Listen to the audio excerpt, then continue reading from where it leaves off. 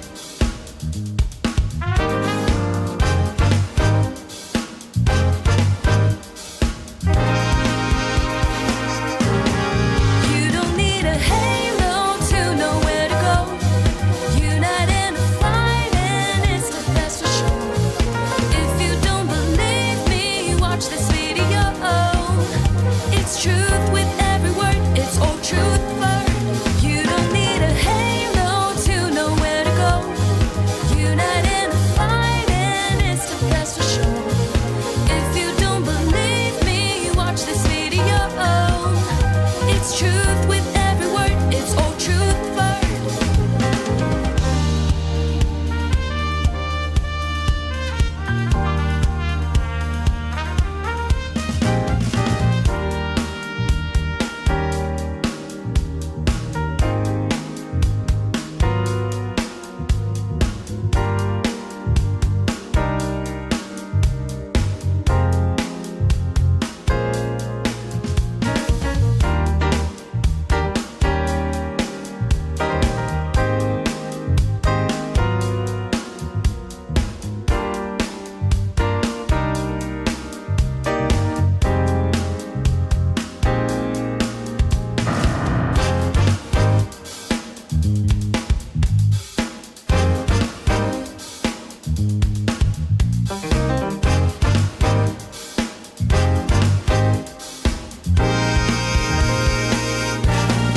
You don't need a halo to know where to go.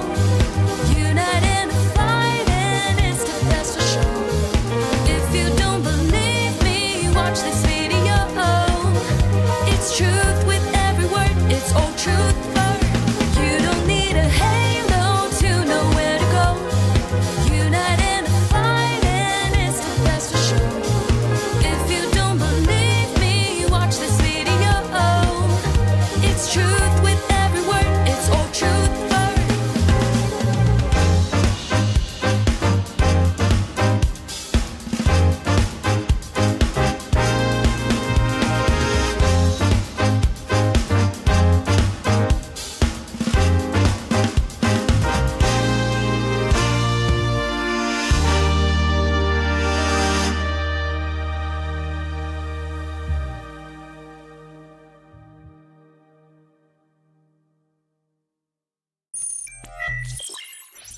Hello and welcome back to Old Trafford, the home of honestly biased sports content. How we doing, folks? Today we are going to be covering Casemiro's last game at Old Trafford for Manchester United against Nottingham Forest. Let's see how we go. I mean, Champions League football is already secured. There's not much to play for other than our pride in these remaining 2 games. And yeah, I mean, we've got an interesting lineup out at the moment. So we do have a pretty strong one. A lot of people were suggesting that maybe we would kind of let the youth play a little bit in these last 2 games, considering Champions League is already secured. But I think Michael Carrick does want to make a point of finishing the season strong, and he also wants to keep that winning record up. So I don't think he was gonna just throw a bunch of kids in there. So let's run through the lineup. Sen Larmans in goal. We have Harry Maguire at the back with Martinez. Delo comes back into the side, replacing Mazraoui. Shaw, as ever, remains in that left-back position. It's very funny seeing how many minutes he's got this season, given that there's a World Cup coming up. So that's always a good thing to see for Luke Shaw, I guess. Convenient. In the midfield, we have Kobe Mainoo, Casemiro, the man, the myth, the legend. And in front of him, we have Bruno Fernandes, who is still chasing that Premier League record on 19 assists. 1 assist today for Bruno Fernandes could match the record with Henry and De Bruyne. 2 assists, and he's officially broken the record. I think that's another reason why Michael Carrick isn't playing a lot of youth in the squad, because he wants to give Bruno Fernandes the opportunity to finish that record and complete that record and put his name in the history books of the Premier League. In front of Bruno Fernandes, the players who will hopefully be helping him complete that record, we've got Cunha, Ahmad, and Mbuemo. On the bench, we have, let's have a look here.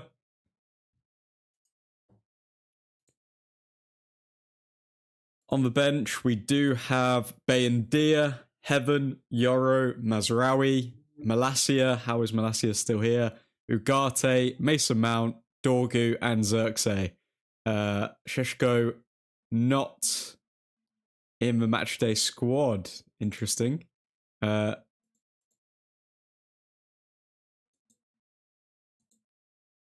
Mbuemo just talking to a reporter here. Let me just pull this up as well.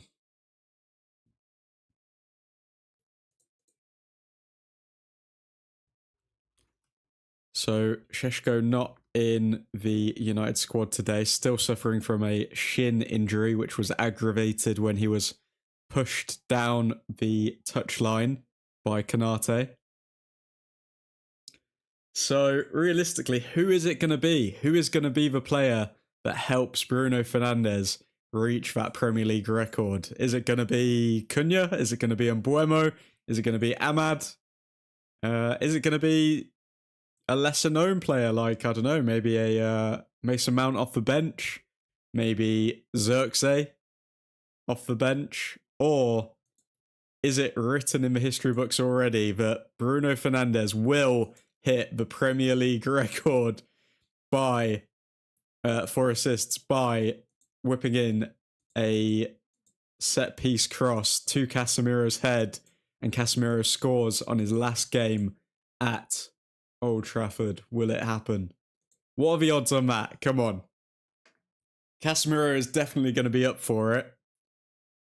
He knows how to pull in special moments. He's done it throughout his career. But will he do it today?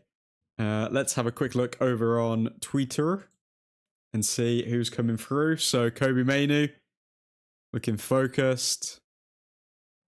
Ahmad with a bit of a smirk, bit of a smile on his face.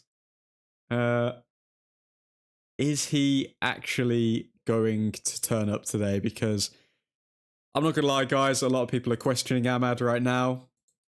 Not to the degree where we're saying sell him, but this season's output has not been near good enough. He's really dropped off since Michael Carrick's come in, so we will have to keep an eye on Ahmad. Hopefully he can score today and obviously get that assist for Bruno Fernandes. Manchester United have a huge 60% chance of winning against Nottingham Forest today. I mean, they were a tough game away from home, so I'm not too confident that we can absolutely obliterate them, but I think we will get the win. Let's see what Michael Carrick's saying here. Any more updates? So Michael Carrick, this is what he's had to say. I've been part of successful squads here, and they all had the required standards of talent, commitment, and determination. Those attributes continue to grow within this dressing room. Right now, it's not the finished article, but there is so much potential in this squad to build something really special. I mean, I don't know about you guys, but I believe him. I think Michael Carrick knows that... he knows that there's a few differences between his time there with Solskjaer and his time there now at the club. And yeah, I will be releasing a video, hopefully by this evening, breaking down why Michael Carrick is the perfect fit for Manchester United. But for now, we'll have to see how these last two games of the season go.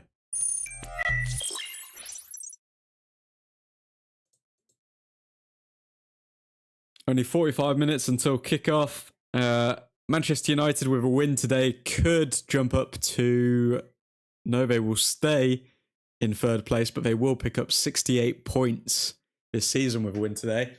I did predict that when Michael Carrick came in and he started winning, I genuinely thought that we could crack 70 points this season. So let's see if that's a reality. One big issue that we do have to discuss, the Brazilian elephant in the room, is Casemiro has contributed massively to Manchester United's success this season. And if he were to leave, well, he is leaving.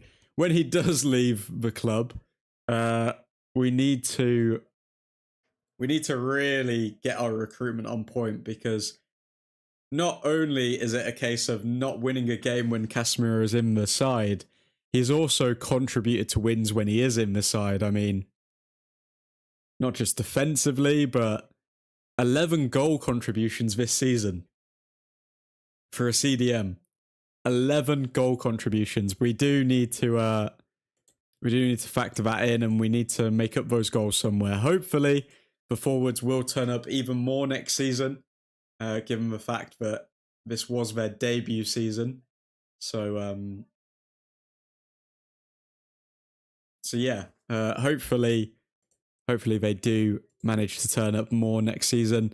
But we also need to get our recruitment right in the midfield, because Casemiro is going to be a massive miss next season. 11 goal contributions, and every time he hasn't played, we've not won a game.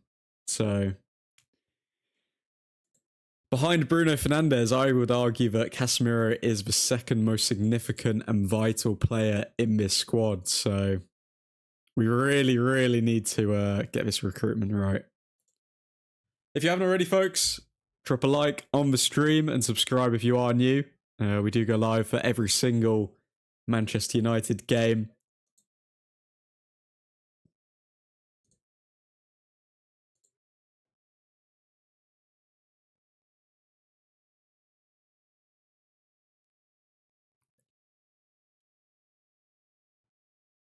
Additionally, on top of that, we are going to be releasing a few videos in the coming weeks, a couple videos a week, just before we hit the World Cup. And then when the World Cup comes our way, we are going to be live streaming almost every game in the World Cup, actually. Let's have a look at the World Cup. Let's have a look at the World Cup fixtures. So yeah, most of them are in the early hours of the morning, which means that admin may not be getting a lot of sleep. But you gotta do what you gotta do, man. You gotta do what you gotta do. Most of them appear to be on the weekends, from what I can see, but then we've got some big games like Haiti, Scotland at 2 a.m. on a Sunday night or Monday morning.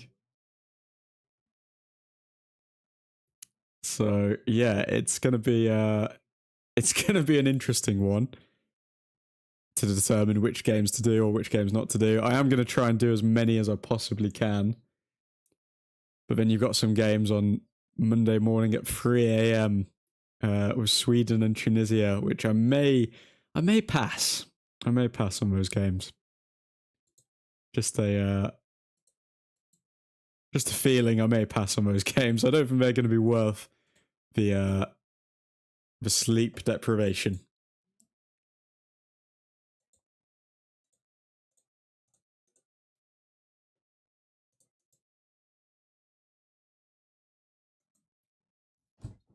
Let's see if there have been any more updates coming out.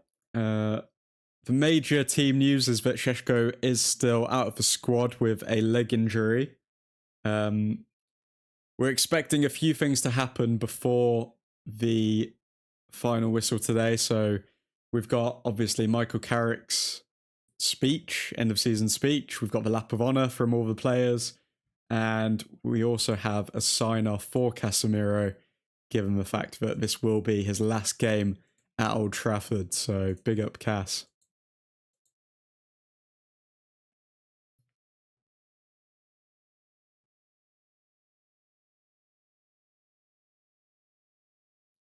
Also, we've not even mentioned the opposition today. So we do have Anderson playing against us for Nottingham Forest. Anderson obviously would be the dream signing for Manchester United this summer, but it appears as though, given Nottingham Forest have escaped the relegation zone, that they are going to keep a hold of him. And if they do want to sell him, he's going to cost somewhere in the region of 100 million plus, which I do not think is in the Manchester United budget for midfielders. So Unfortunately for us, I don't think we are going to be picking up Elliot Anderson, even though he is a quality player and he is essentially the next Declan Rice in the Premier League. But 100 million on a player is risky, especially when you are Manchester United.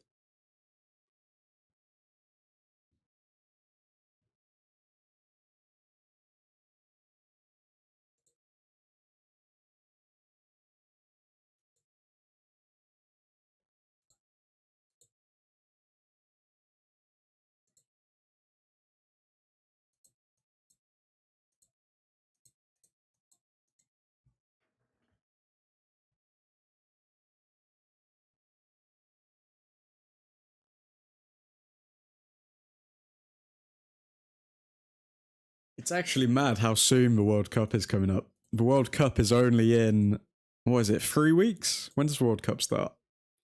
11th of June. So,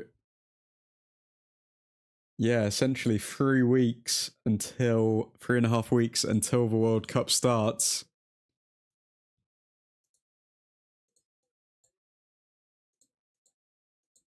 It would be a nice sign off from elite football if Brazil were to win that and Casemiro did get his hands on that pesky World Cup that they've been chasing for a while, but nothing is promised.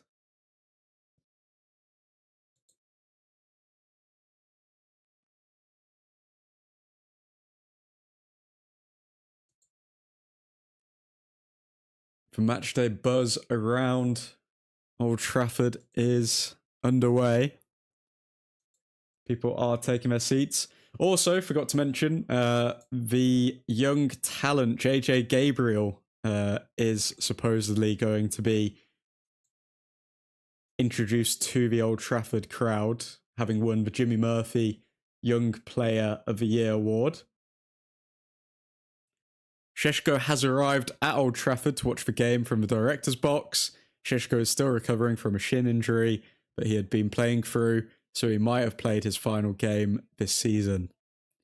Yeah, I doubt they're going to risk Šeško now, given he will want to appear in the World Cup.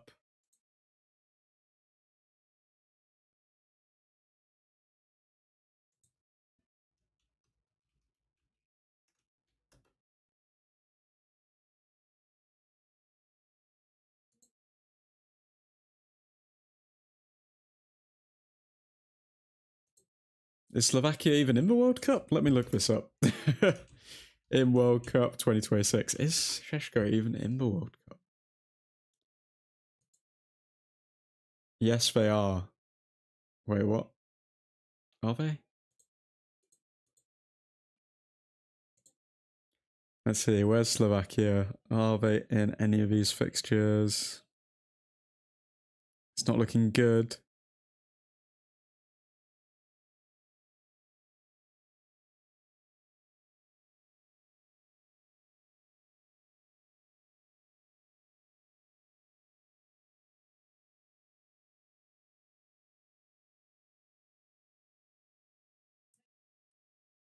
Okay, it looks as though he's not going to be going to the World Cup anyway. So yeah, I don't think Šeško is going to be risked a bit towards the end of the season.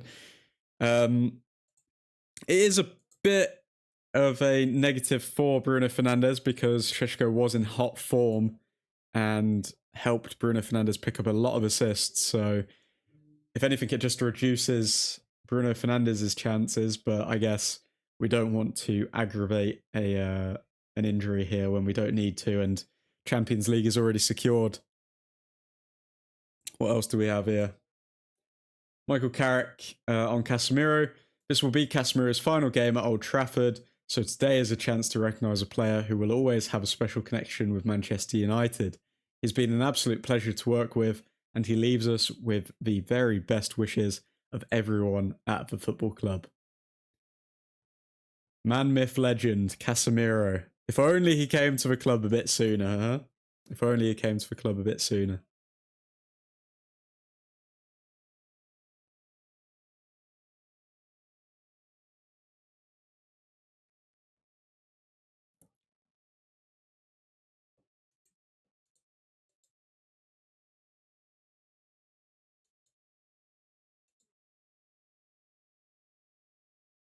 Let's see what else we've got here. Kobe Mainu in the lineup. Going to be finishing strong. I'm sure Kobe Mainu is very happy with how his season's gone. I am going to be releasing a video soon as well, ranking all of the players' seasons, and there's a few interesting ones in there. I mean, I think the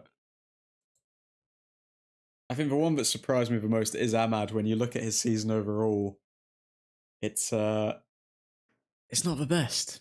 It's not the best, and I think Ahmad really needs to step up in these last two games, so then he at least can finish the season well. Because if he does finish the season well, then a lot of fans will forget about his poor form throughout the season. But if Ahmad does leave a sour taste in the fans' mouths towards the end of this season as well, then yeah, I think people are going to drag that narrative into next season that Ahmad isn't quite hitting the levels that he should be at this stage of his career. If you haven't already, folks, drop a like on the stream, subscribe if you are new, get involved in the chat. We are only 33 minutes away from kickoff now.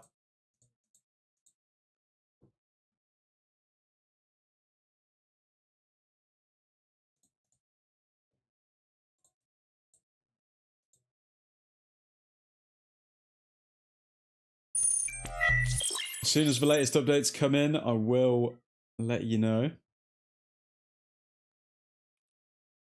I mean, people are making a lot of the fact that Jose Mourinho is now an invincible manager. He did go the entire season with Benfica, not losing once in the Portuguese league.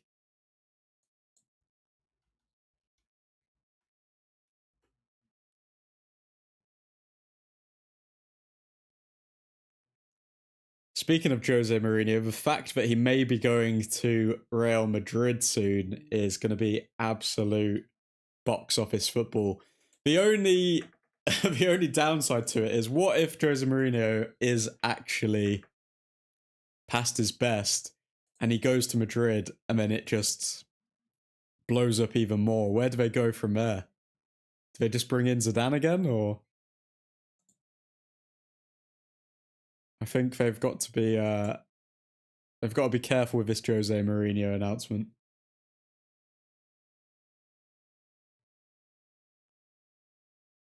Gary Neville's also spoken on Michael Carrick. Here's what he's had to say. He's done a fantastic job as almost like a caretaker interim, but now permanent manager comes with a different level of pressure, a different level of expectation. Manchester United need a lot of players. And the thing is, I'm confident that Ineos are actually going to deliver on those players. A lot of people compare Michael Carrick to Ole Gunnar Solskjaer.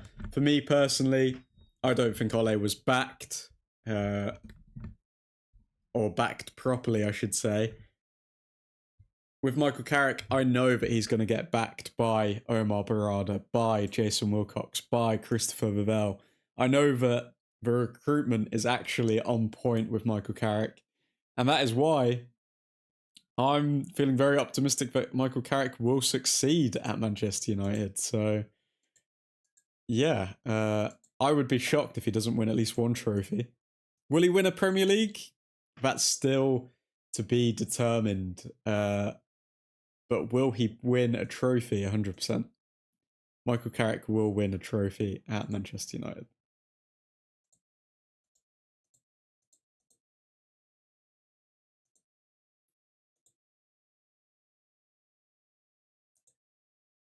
Half an hour from kickoff here. Has there been any more updates? Let's have a look.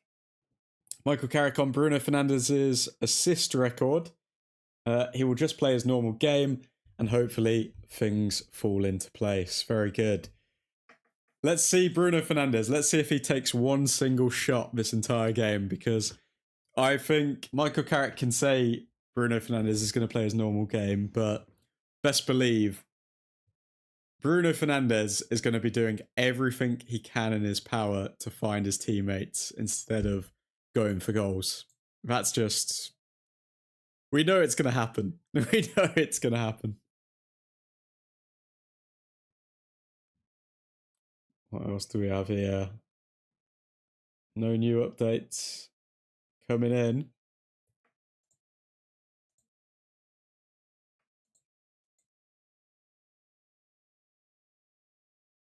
You could be the greatest of all time. A lot of games today, though. More games to look at for today in the Premier League. We've got to be looking at...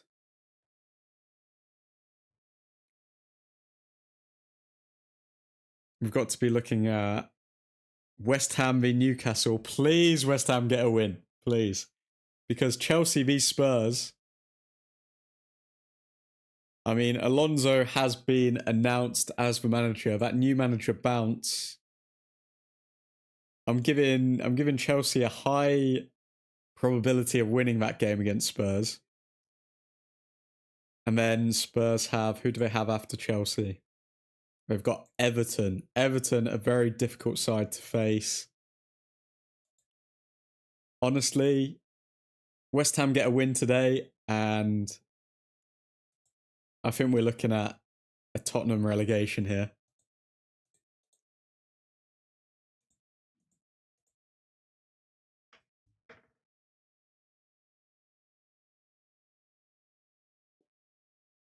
Okay, 1 point today will guarantee third place for Manchester United.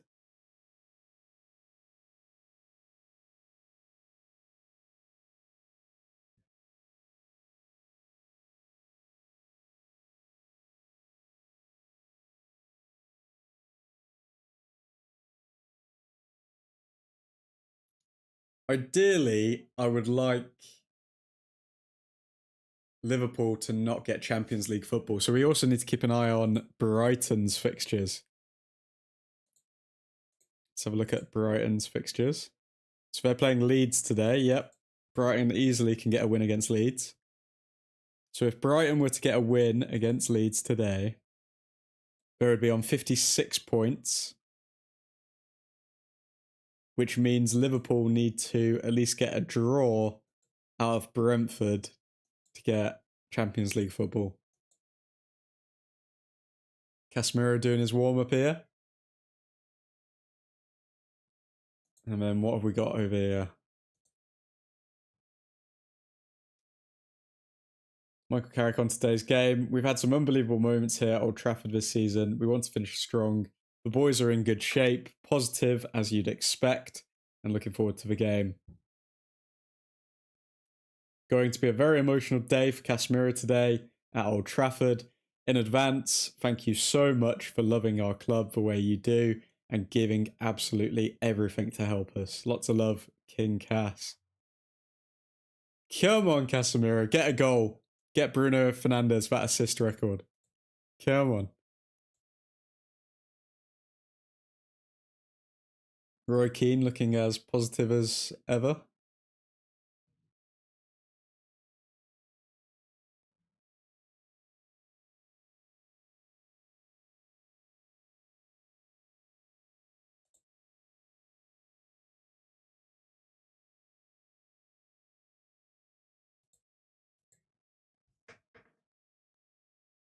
Score prediction for this game. Let's have a think. So, we struggled against Nottingham Forest away from home. We did go 2-0 up and then they managed to pull it back 2-2, I believe. Yeah, then it ended 2-2.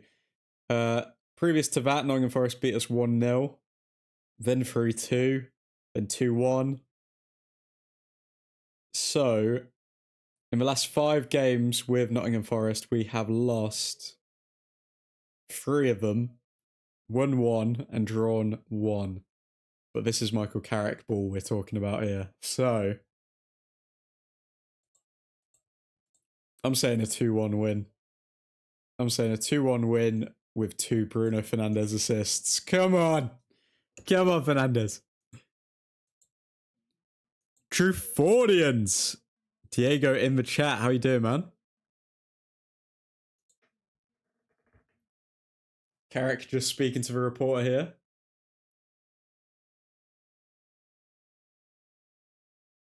Saying finishing the season strong is a big focus.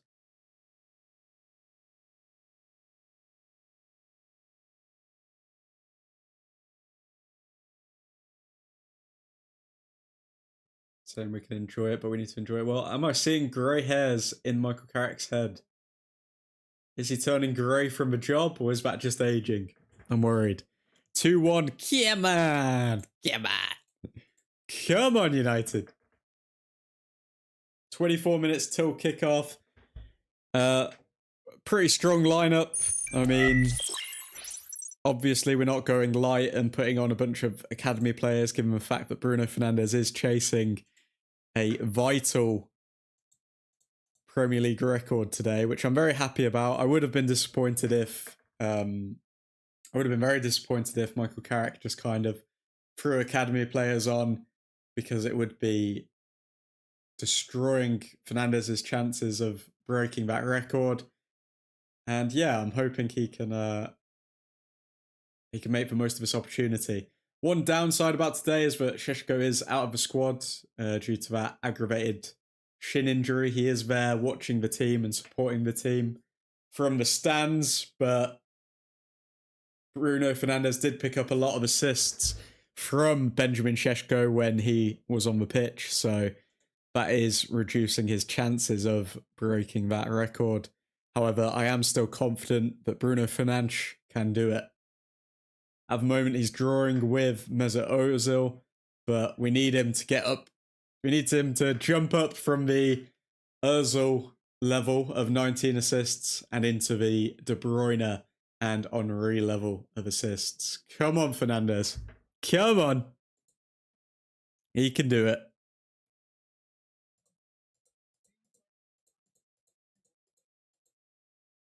J-Red MUFC 9401. Good to see you, man. I think it will be 3-1 win. Is Bruno Fernandes breaking the assist record, Jay? Give me some confidence.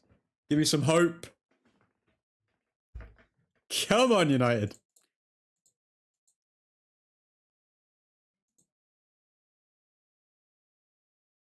Yes, 100% breaking it. We love to see it. We love to see it, Jay. Come on, United.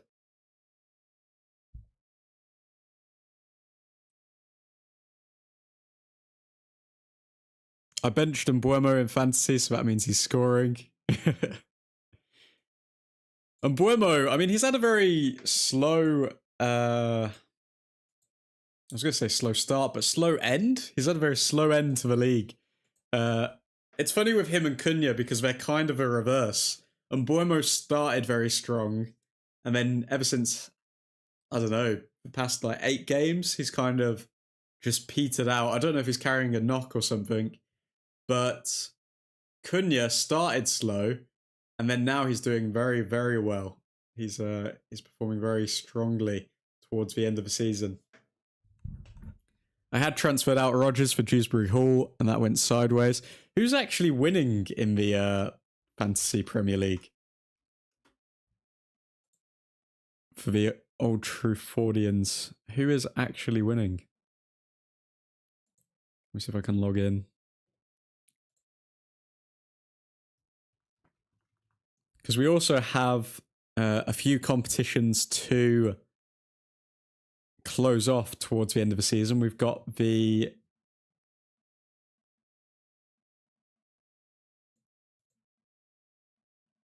Where are we? We've got the FPL, which we need to announce for winner in the next week or so.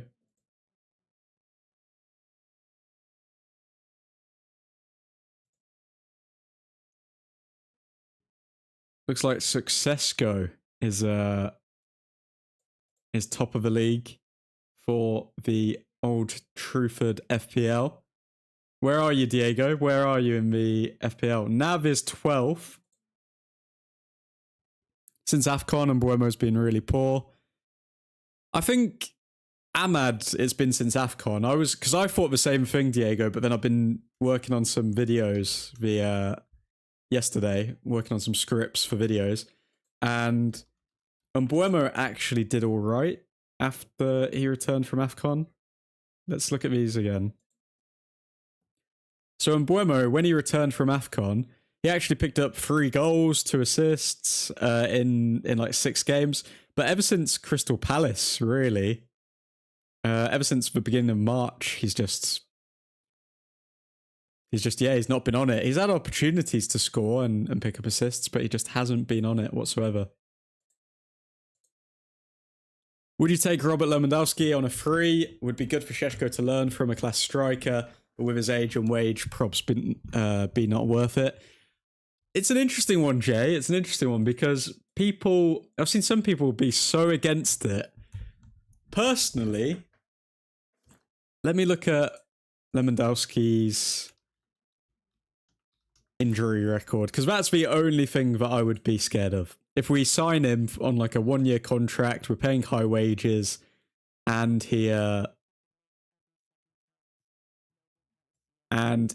he's injury prone, that's what I would be scared of with Robert Lewandowski. But 1,000,000%, I would sign Lewandowski. So let's see. In the past 2 seasons, Lewandowski's missed 6, 7, 10, 11 games through injuries. And they've been muscle injuries as well as a broken cheekbone. So, it's a hard one. Muscle injuries, when they start happening when you get older, they tend to keep happening. So it would be risky if we're putting him on high wages. Will he get injured and then we're just absolutely stuffed? And then we'd have no backup striker, and then Šeško gets injured, and then we're back to square one. I think if we could get him for around 180k, 200k wages, then 1,000,000% I'd probably gamble and hope that he doesn't get injured. But if we can't get him for somewhere around that wage range, then I don't know if it's worth it. If he's on like 300k or 250k, I think we can get better than Lewandowski. But it's a hard one. It's a hard one. What would you do? What would you do, Jay? What would you do as well, Diego? Would you take Robert Lewandowski on a free from Barcelona? Mate, I've been pish in fantasy this season. Let's see where you are, Diego. Let me see if I can find you. So Nav's 12th. Calum's 17th. 26th. Oh, Diego. Diego, mate, 26th. That is that's abominable. Abominable? What word am I trying to say? I don't know. That's terrible. That's terrible, mate. I mean, it's not as bad as me. I am down to 92nd. I am beating Viv though, which is good. But 26th. Poor form, mate. We are up to 93 people in the Fantasy Premier League. So let's see if we can crack 100 by next season. Trufordians! Ethan Johnson in the chat. How you doing, man? We don't want any washed up Barca rejects. I don't know. I see some value in Lewandowski, but it's more the injury side of it where I'm afraid of. I sign him on decent wages. If he wanted to join us, we will definitely get a backup striker though, as unfortunately Xerxes not good enough. Yeah, Xerxes definitely leaving. 100%. Or he should be, at least. Should 100% be leaving. It's awful. Still drunk from last night, admin. I salute you, sir. I salute you, Ethan Johnson. Well done.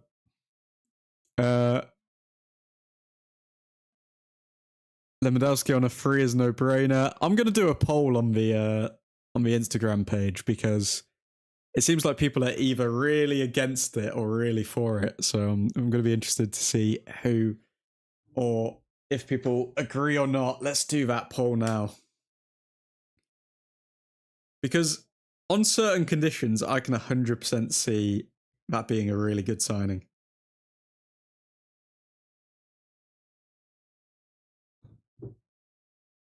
Okay, let's put the poll up. Would you sign Lewandowski, tricky voice crack, on a free from Barcelona?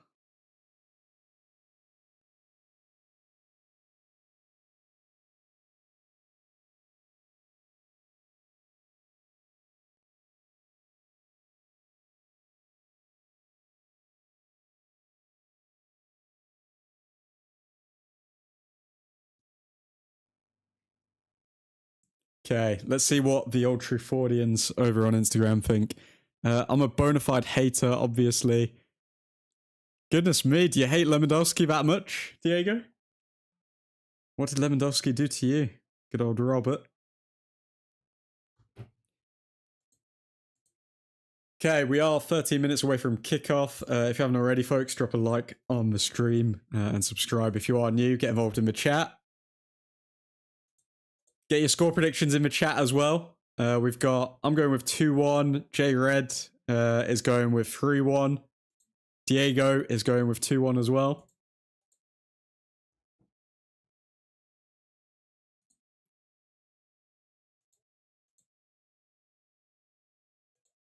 I'm saying it right now. I'm calling it right now, guys. Casemiro scores from a set piece on his final game at Old Trafford. And who delivers that assist? Bruno Fernandes, to match the record of assists in the Premier League. Calling it now. You heard it here first. You heard it here first. Let's see what updates we've got over here. Casemiro looking in the zone. All the banners coming out for Casemiro. Things you love to see. Man United, we are just a unique club, aren't we? Because, I mean, there's no way that Casemiro got all of this from the Real Madrid fans, even after all the success he had.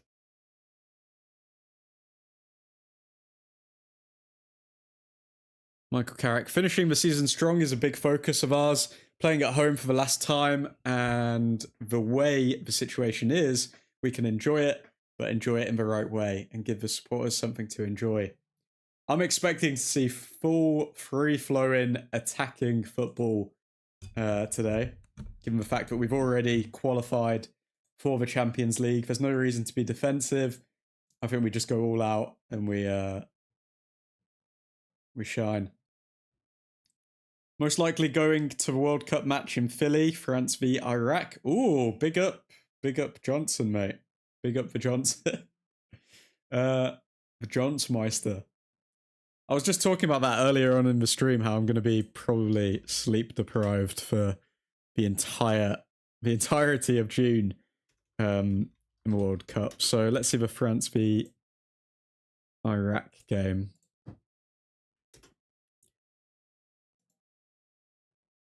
The France v Iraq game. When is that? Am I going to be doing a stream for it? Because I think for most of them, I'm going to do. If it's at like 11 o'clock, I might do it. But if it's at like 2 a.m. or 3 a.m. in the morning, it's got to be a special game for me to be live streaming that. So it's 22nd of June at 10 o'clock. And 22nd of June is a Monday. Am I going to be doing a France-Iraq game? I don't know, guys. I don't know. I don't know how to decide which games to do live streams for and which ones not to. I'm going to try and do as many as I possibly can.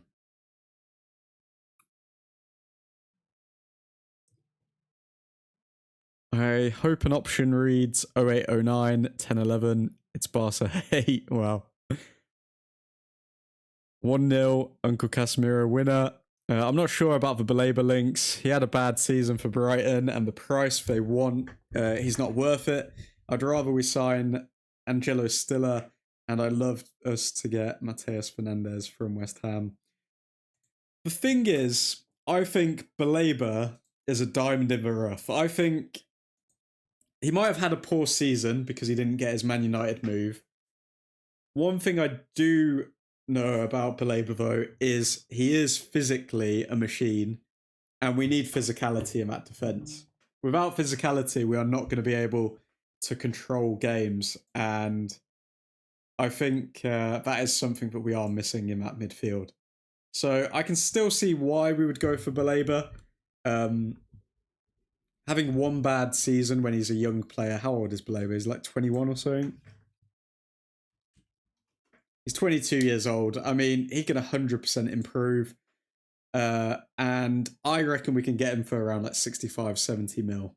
So, the one question mark I've got on Stiller is it's going to be the same question mark when it comes to any player that comes to our league.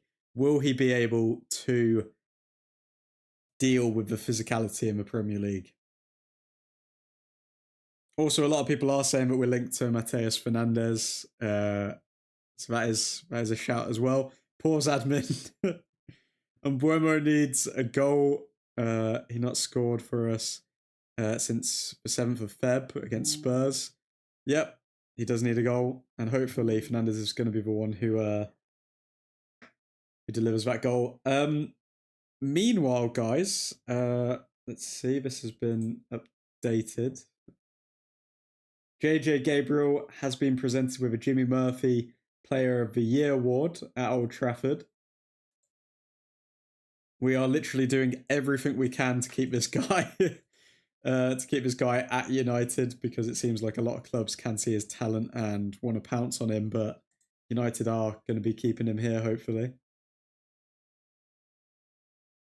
Tyler Fletcher with the Denzel Harron Award at Old Trafford.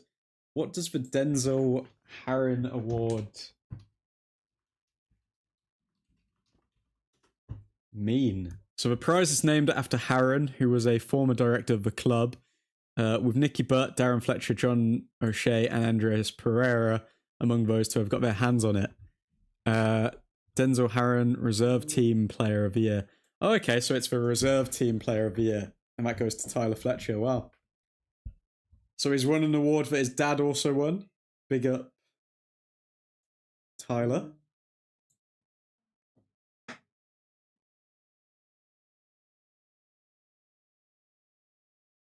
Roy Keane's commented on Bruno Fernandes here. Bruno Fernandes, is in great form. In recent months, the team has found him in good positions. And what matters most to Bruno is having teammates running ahead of him. If players make the right runs, Bruno will find you. 2 games to get 1 assist and immortalise himself. Come on, Fernandes. Come on, Fernandes. At least 1 assist.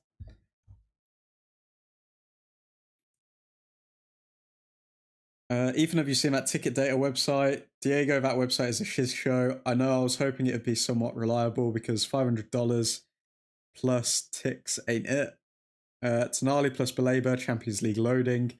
Yup! Suhan in the chat. How you doing, Suhan? I can't wait for us to batter these lot today. Ethan, what's good, mate?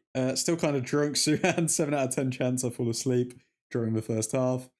Let's hope not. Hopefully we score a few goals and it keeps you awake, mate. Hope you're doing well, Suhan.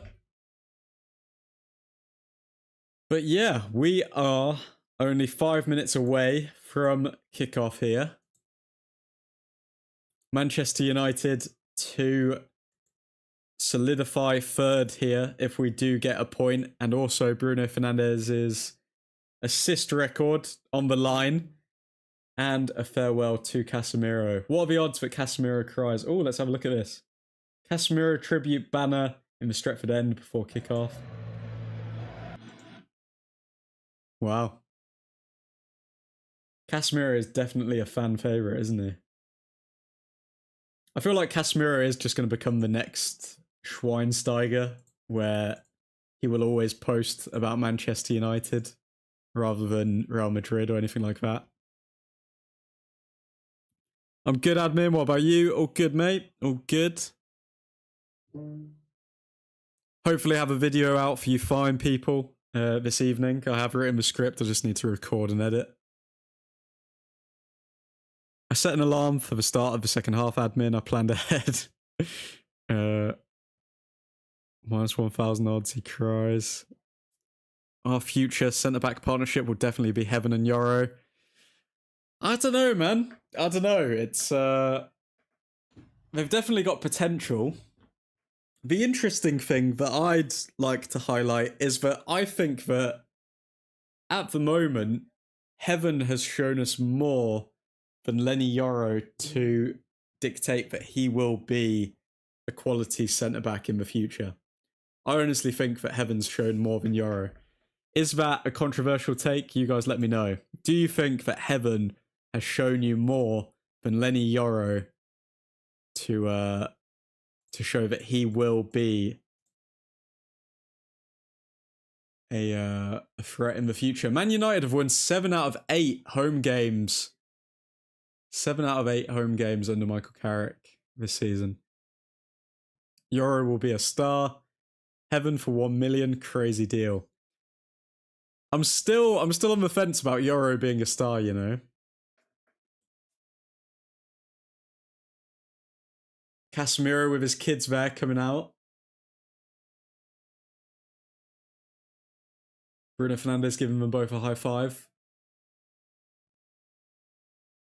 Ahmad having a chat with some random guy in a gilet. Don't know who that is. Steve Holland trying to avoid the cameras. Oh, Casemiro with his daughter. That's sweet.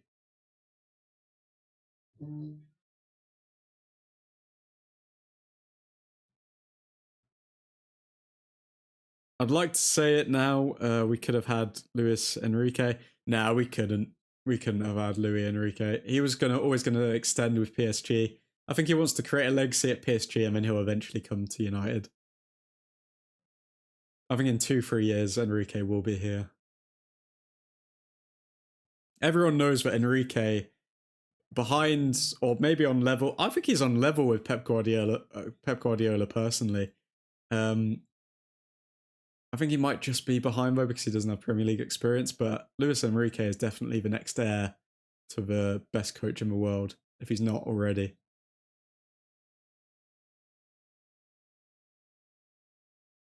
Casemiro coming out. All cameras on Casemiro.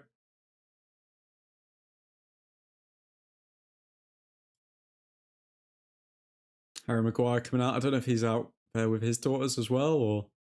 Kobe Mainu, just a steel face. Kobe Mainu is not... No smiles here. Kobe Mainu's game face is on. What was the final poll result for United's season signings? Lahrmann's ended up top note. Yep, Lahrmann's did end up top. I am going to be doing a video on that as well, ranking all of United's season. United signings this season. I am going to be doing a video on that. I've written the script, just need to edit it. But Lahrmann's did end up on top by a large way, by a big way. Pep is a checkbook manager. Yep, very true.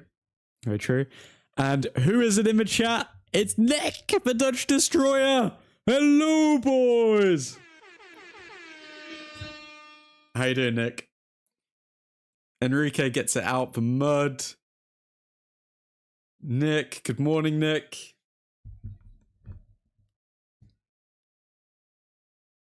Good morning, Nick. It's crazy. When you put stuff in a different language, it actually automatically translates it on the YouTube chat now. Lovely stuff. Lovely scenes.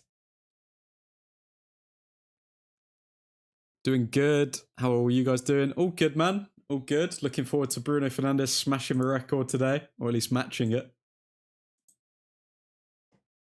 What else have we got over here? Casemiro, it's been a pleasure. One of our best signings post Sir Alex.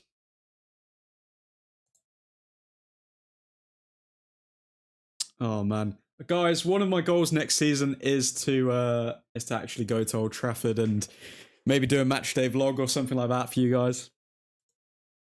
Just need to get the equipment, but that is definitely on my bucket list of things to do. Do a match day vlog for the channel.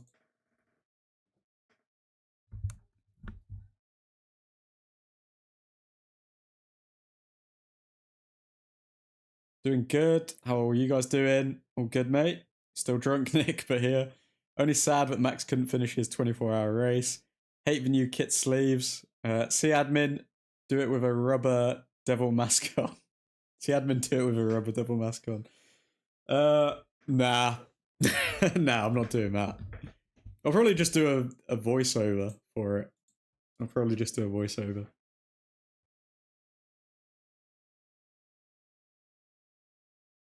Three 0 this game. Fernandez 2 assists. I'm going with a 2-1. We've got a few 2-1s. We've got 3-1s in there, and we've got a 3-0 from Nick.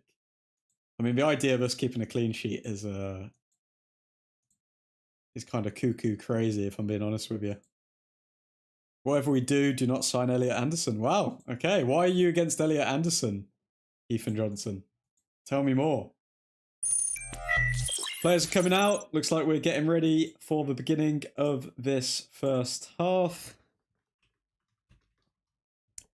Players are in the huddles.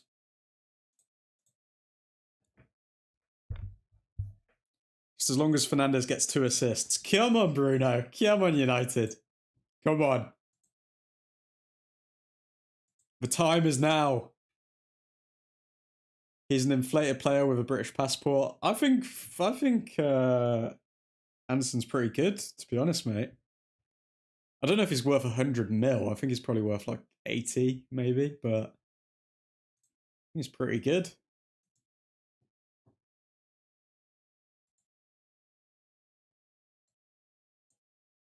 Okay, we are underway. Let's go. Ball forward. United defending immediately.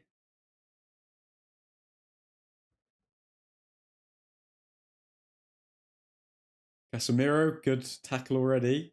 Komenu to Casemiro, Casemiro. Oh, we're playing tiki-taka. Guys, they're enjoying it. You can see the players are enjoying it.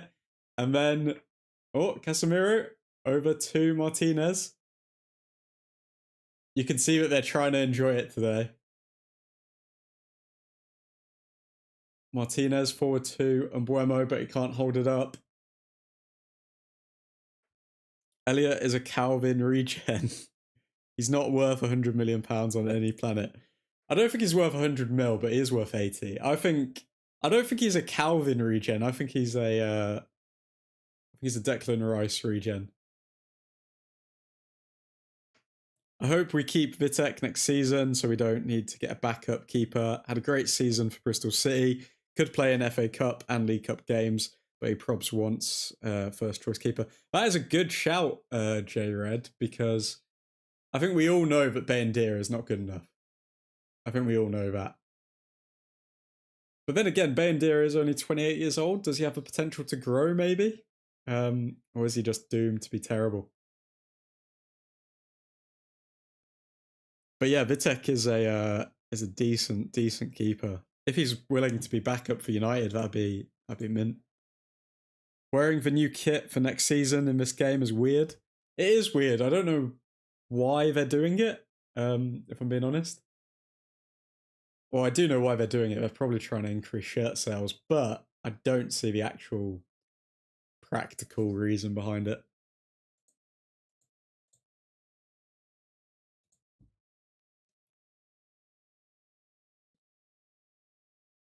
Cunha to Menu. Menu to Fernandez to Casemiro. Casemiro over to Delo. Delo, what are you doing, mate? Yeah, of course you do a step over. Delo does find Casemiro. Luckily, Casemiro spreads it to Cunha. Cunha to Mbuemo to Shaw. Cunha coming forward here. Cunha trying to find Mbuemo, but defended well.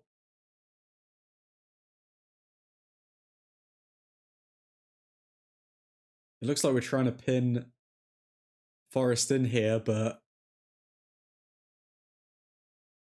we've not found our forwards very well so far. Casemiro across to Delo. Blue third kit is nice. The blue third kit for next season is everything. I swear the blue third kit is always the best kit.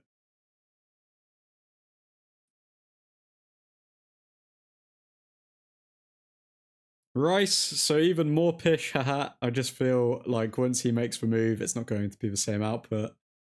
I disagree. I honestly think Elliot Anderson's going to be like a really, really good player. I honestly heard rumours that De Gea maybe could come back as backup keeper, but can't really see it. Nick always has the updates. I swear, Nick always has a tab open on his computer, just ready for every and any De Gea updates that will come through. But yeah, no, I don't think De Gea is returning.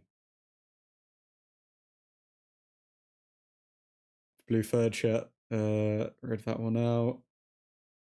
That's the shirt Ronaldo had on when he had that worldie versus Arsenal in the Champions League. Man United better in red and blue. That says something about City. Luke Shaw injury free in a World Cup year. Shocking. Yep. Exactly, Jay. I mean, I really hope that, I don't know actually. If you guys were England manager, if you were Tuchel, would you take Luke Shaw? I don't know if I would. Because something that people aren't talking about with Luke Shaw is he's played almost every single game for United, but his output... Oh, Delo, cross in here.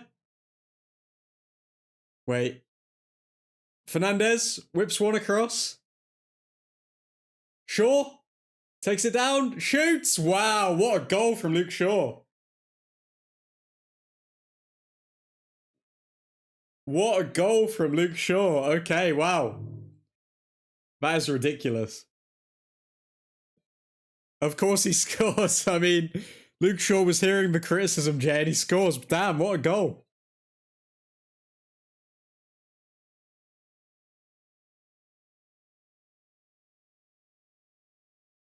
What a goal.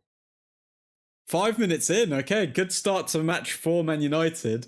I was literally going to make a point that Luke Shaw's output going forward has not been good this season. He's trying everything to get in, to get into that World Cup squad. Oh my god. Let's see this again. So Fernandez whips a ball in.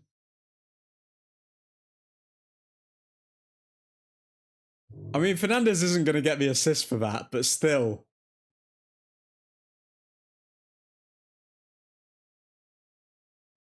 Wow. There was a recommendation post from Insta, says Nick, but I don't trust those posts most of the times. I still use United to increase price of players. Luke Shaw, lol, yes, sure. Of course he scores, goal Shaw. You said something about Shaw? Well, Shaw scored. Luke heard admin was chatting. I think I inspired him there to prove me wrong. Well done, Jay. Luke Shaw's team just have like a... or Luke Shaw's got an earpiece when he plays, just listening to the Old Trafford streams. Luke Shaw's output has not been good this season. It's not been good this season. That is the point I was trying to make, but it's not as valid now that he's just scored. Sucks that Bruno doesn't get the assist. Shame it doesn't count as a Bruno assist. How many times has Bruno just made the pass before? You know what I mean? Like he's made the key pass that's led to a goal, but he's not going to get the assist because hopefully that'll increase the, I don't know, the scoring juices from Fernandez though, or the assisting juices, creative juices, whatever you want to say. Hopefully Bruno Fernandes gets an assist. Come on, Bruno. First goal since January 3rd, 2023. Oh my god. The sad thing is Luke Shaw is going to stay here till next season because literally no one is going to buy him. No one is going to sign Luke Shaw.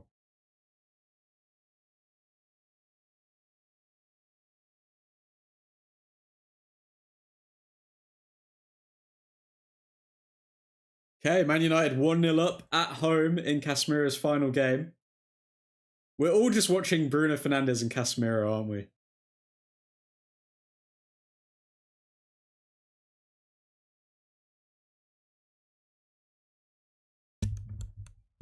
Genuinely hate the sleeves on this kit. They are a bit of an eyesore. I don't know what they were going for with the sleeves. Luke Shaw is the left-footed Phil Jones. Can we please get a Bruno assist to Casemiro header just one last time? Come on. Oh, Delo, stop being an idiot. Delo gets tackled trying to do a Ronaldo chop.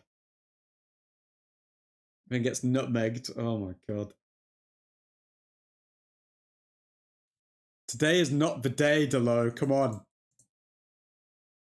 I guarantee Fernandez will find Delo in a good position and he will somehow skew it and not score. Guarantee.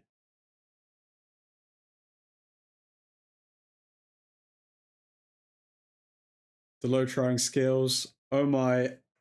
F&G sharing? Sharing? Why does that... That's so weird. It's translated it to sharing, but it's Delo. Can we sign a new right back this summer or nah? We're probably not going to. I'd bet money, but we're not going to sign a new right back. I think the emphasis is going to be on backup striker, midfielders, and left back.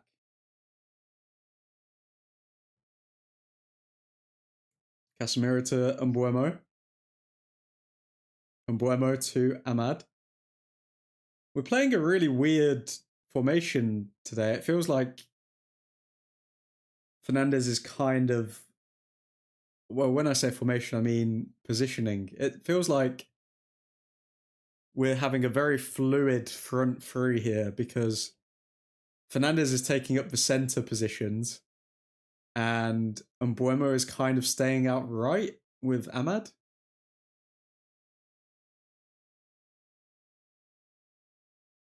Our current one is Shiz. He is Shiz indeed, but we know that we're just going to keep him for another season at least. As long as Michael Carrick does not give Delo a new deal, that would probably be the thing that would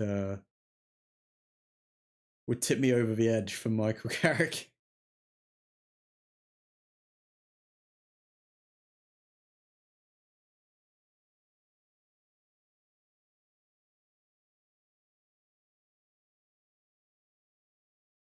Okay.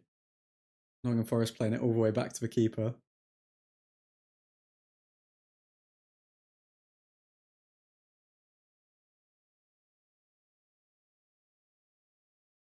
Nottingham Forest trying to take hold of possession here. Luis Enrique would sell Delo. Without a doubt, he would.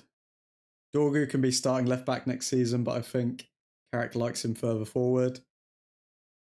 Well, I mean, with the goals that Dorgu scored, why not keep him as a backup or as like the second choice left winger behind Cunha? I think it makes sense. Who wants to bet that Shaw will be injured next season?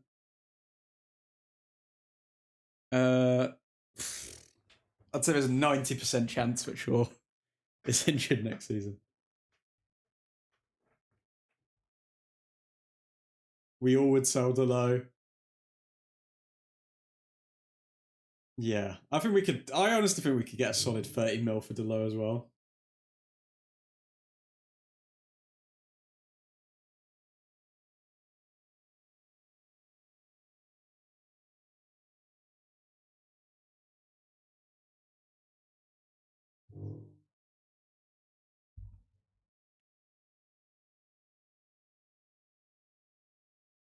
Nottingham Forest really just taking control of the game here. We're kind of just watching them, but they can't get past our shape, and it leads to United having a goal kick.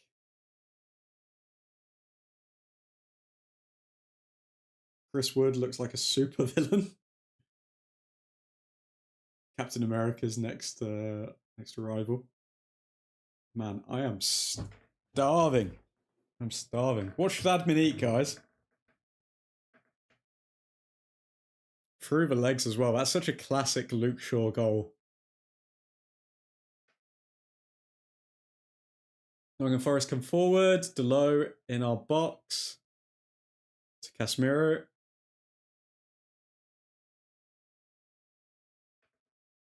Jose Mourinho signed Delo for us. Maybe sign him for Real Madrid as well when he goes back there as manager. Now that is another great point, Mr. J. That is another great point. Oh, Cunha coming forward here. Cunha to Luke Shaw. To Cunha. Casemiro. The crowd screaming for Casemiro to shoot. It's hilarious.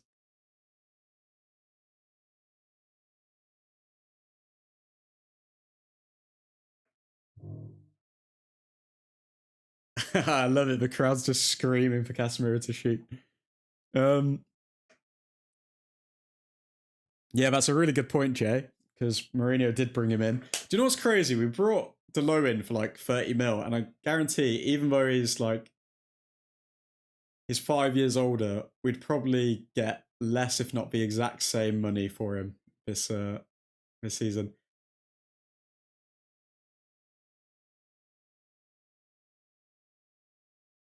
Oh, Casemiro giving the ball away. Forest coming forward here.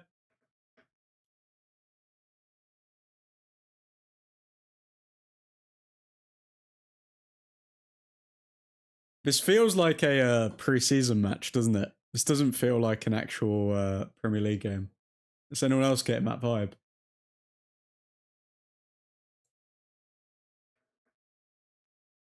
Didn't expect Xabi to go to Chelsea. Me neither, Ghost Hunter. I mean, don't they have like a transfer ban? Like, they're not going to have Champions League football next season. I guess the expectations are going to be low for next season, so it's I guess it's a good reset for him in his career, but maybe he just wanted to live in London. I don't know, but yeah, not what I expected with Xabi Alonso, especially given the fact that Arne Slot will probably be sacked next season. Amad Diallo with a terrible pass. He could have found Casemiro on the edge of the box there, Amad.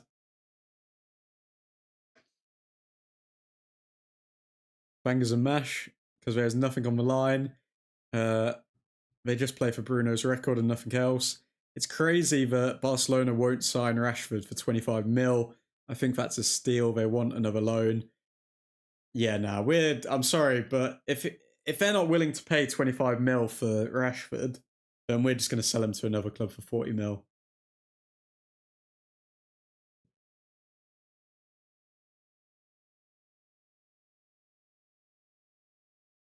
If Bruno gets the record this game, the last game, Carrick should play youngsters. But then we need to break the record, man. Amad just skinned that right back. Yeah, but that pretty much sums up Amad in total, doesn't it? I mean, he's got the quality to skin someone, but then misplaces the pass to Casemiro, who was in acres of space and could have got a shot off on the edge of the box. Barcelona think they can have things without money. I hope they go bankrupt. You and me both, mate. You and me both. Hopefully they go bankrupt after they pay the full fee for Marcus Rashford.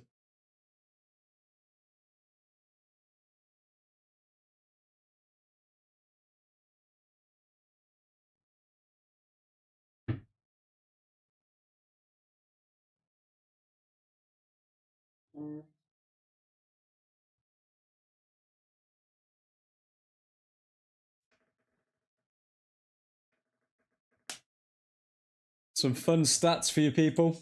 Luke Shaw's opener, 5 minutes, was Manchester United's earliest Premier League goal at Old Trafford since Rasmus Højlund's strike against Spurs in Jan 2024. Wow, so it's been like 2 years since we scored a goal that early.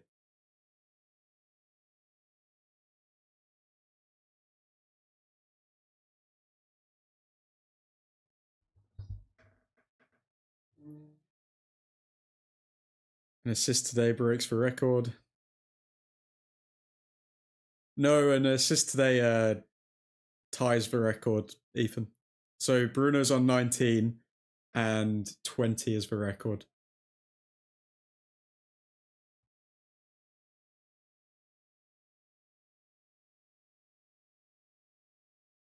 Okay, admin will be back in 1 second, guys.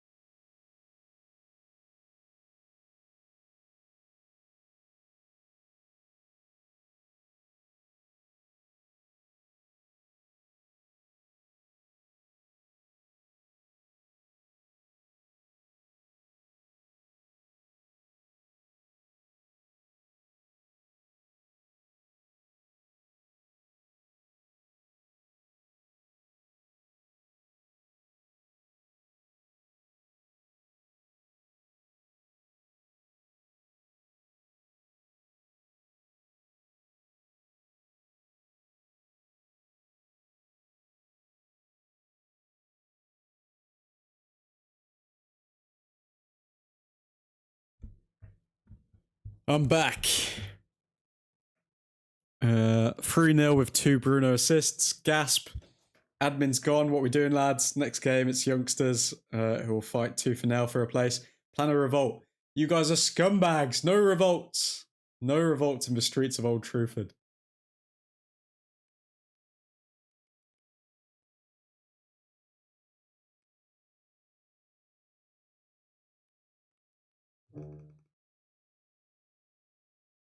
So Jim, Omar, and Jason Wilcox are all at Old Trafford today.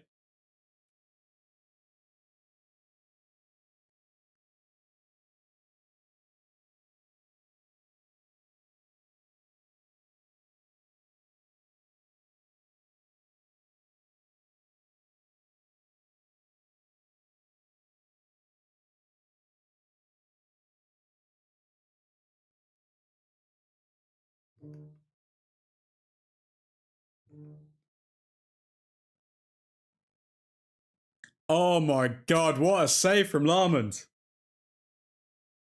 Admin back like cooked crack. Well, whatever the hell that means.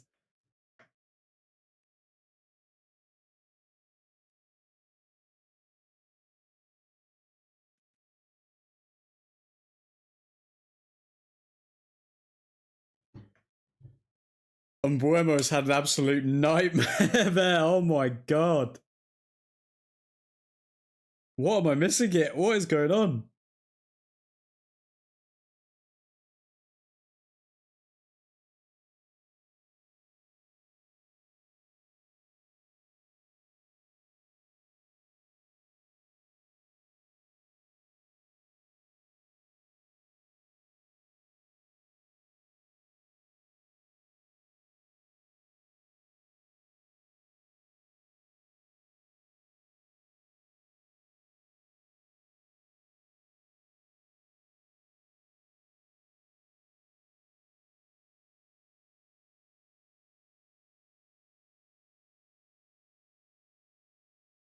Tight place to shoot. Says Ghost.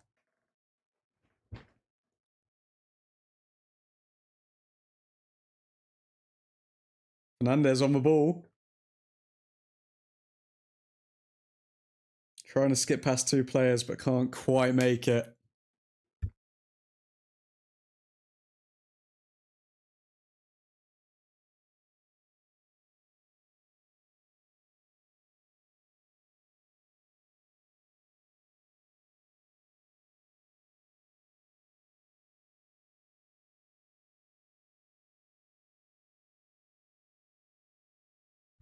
Umbuemo, man, he needs another goal. He needs a goal before the end of the season. Come on. If we are 3-0 up and get a pen, does Fernandez give it to Casemiro? He, without a doubt, gives it to Casemiro. Without a doubt.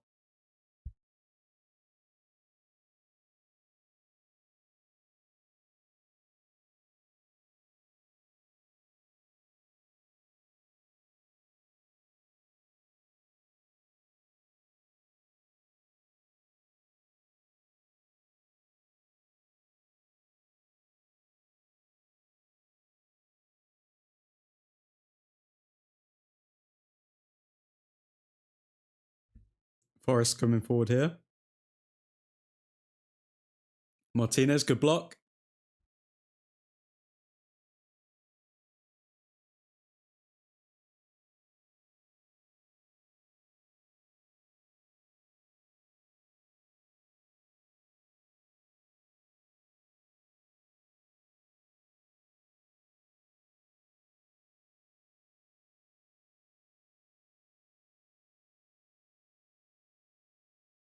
Nottingham Forest corner here.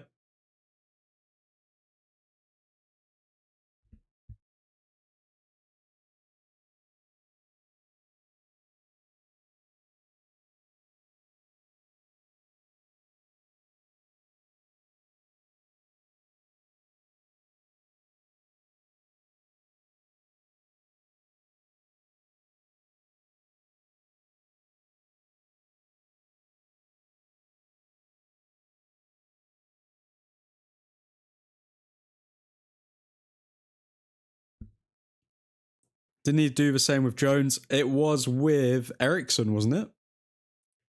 Did Jones get a penalty? I thought Ericsson was given the penalty. I think they originally wanted to give it to Evans, but then he refused to take it, so Christian Eriksen took it.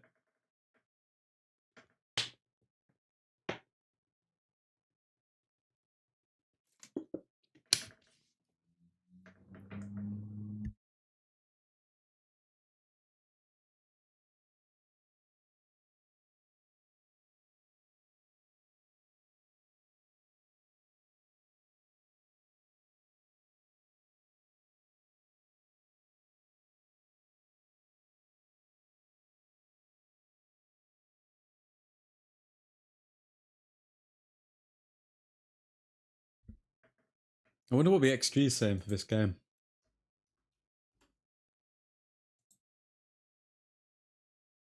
So United have created 1.02 XG.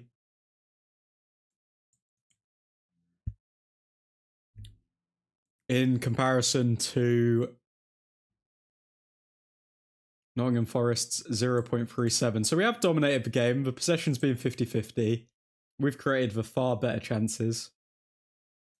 Had 6 shots in total.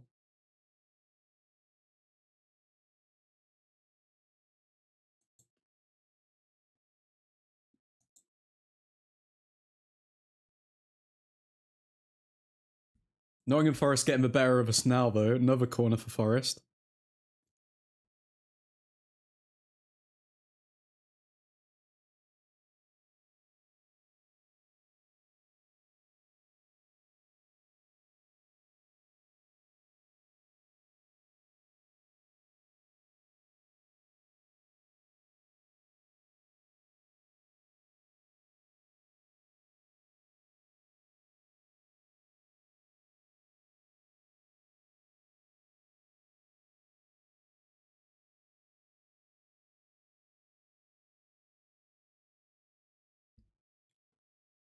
Throw in for Forest now.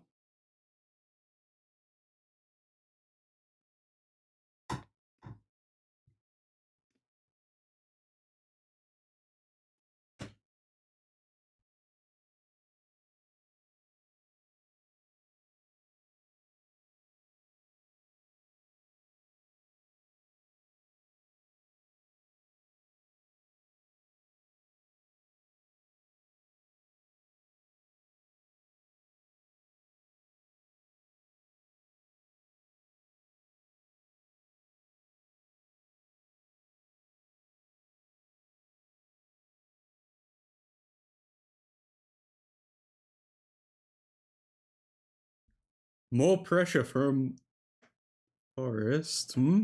Wait a sec.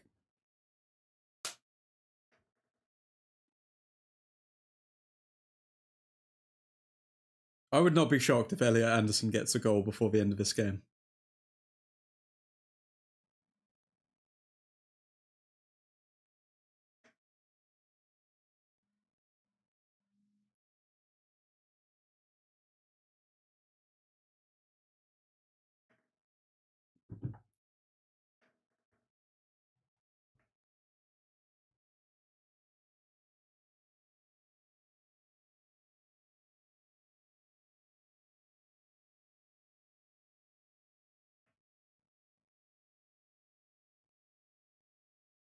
Larman's playing out from the back with Harry Maguire. The flow of this game has been interesting. We did start really strong, but it does feel as though Nottingham Forest have just taken over the past 5 minutes.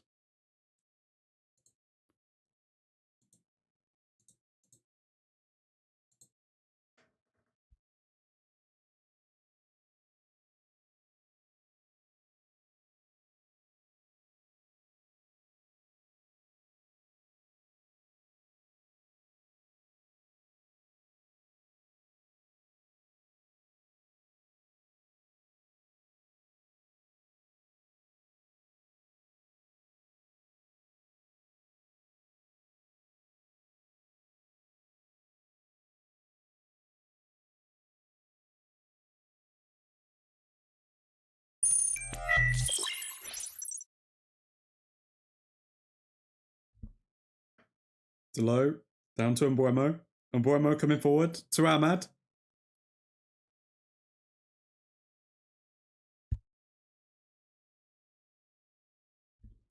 Seeing that Mbuemo Ahmad link up reminded me of earlier on in the season. We haven't seen that a lot towards the end here.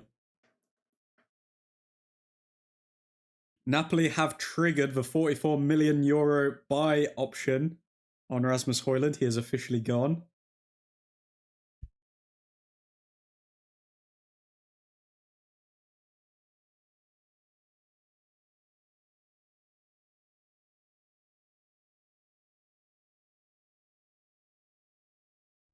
Fernandes' shot was terrible.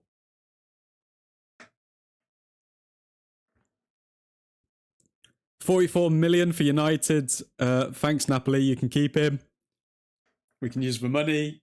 Good to see you, Keith. Barcelona could leave something for Napoli or from Napoli.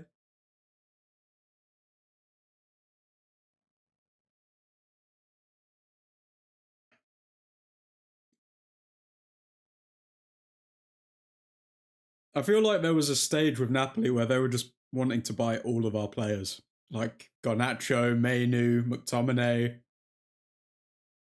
Højlund. I mean, Conte was literally just buying all United players.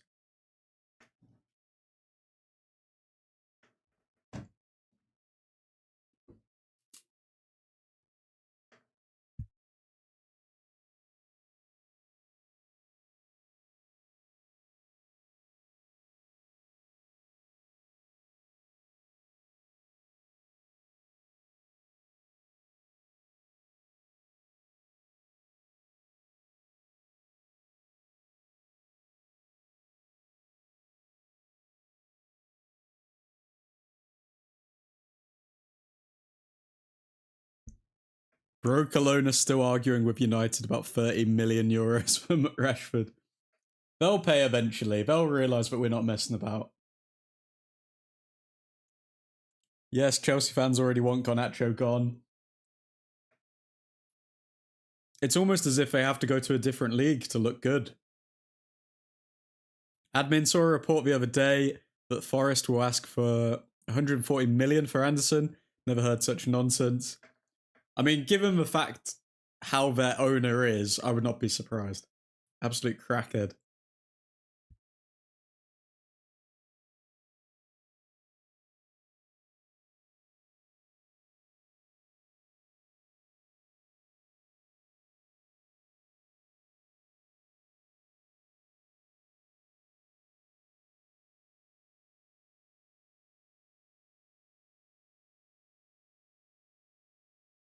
Morgan Gibbs White with that mask looks like R. Kelly.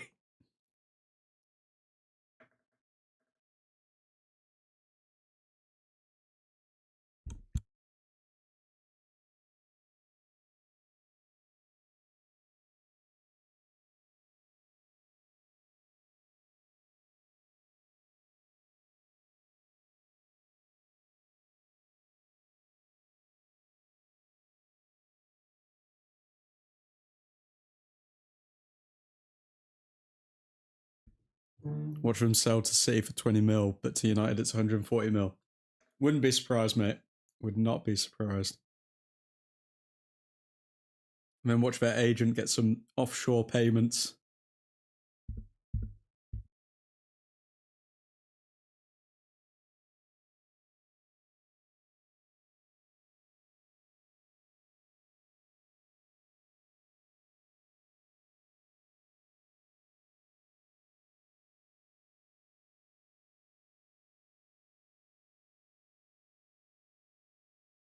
This game's beginning to open up a little bit here.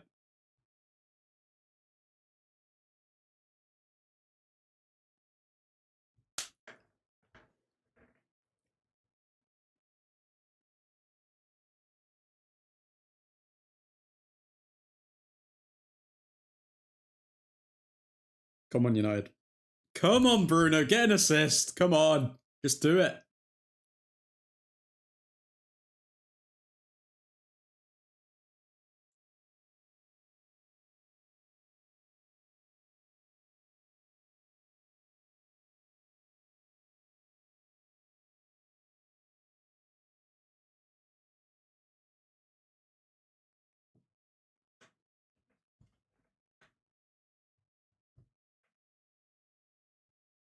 Forest on the ball. Bruno's been crap today, says McCanns. Good to see you. Sure, they sold Guehi to City for what, 20 million? Wanted 60 million from Liverpool. I don't know what's going on. I don't know what's going on with that. I read that Arsenal wanted Rashford as well. They need a left winger. I think could be a good fit for them as well.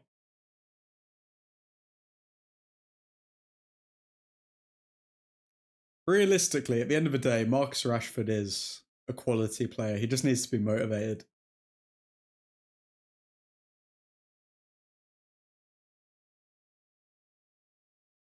I meant to put Palace in there.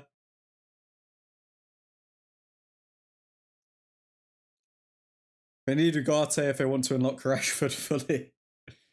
Ugarte, if he survives this summer, I'll be cheeky voice crack. I'll be shocked. I will be shocked. When's Bruno getting this assist? He's doing too much today. I don't think he's doing enough.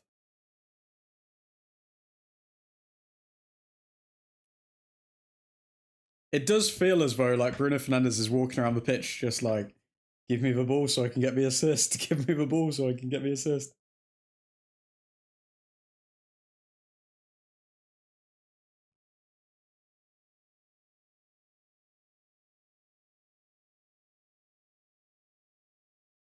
Forcing the I'm not trying to break the record gimmick. How did we pay that much for Ugarte but we let Neves go to PSG? One of the worst decisions we've ever made. And also, to add insult to injury, we sold Scott McTominay to buy Manuel Ugarte. So we funded PSG's move for Neves, we sold Scott McTominay, and we got an absolute trash player in Ugarte. That has to be one of the worst transfers that we've ever done in terms of all-around business.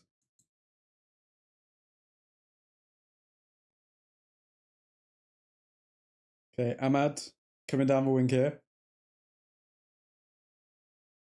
Ahmad finds Bruno. Bruno, don't think that was good. Come on, United. We need to wake up. We need to wake up.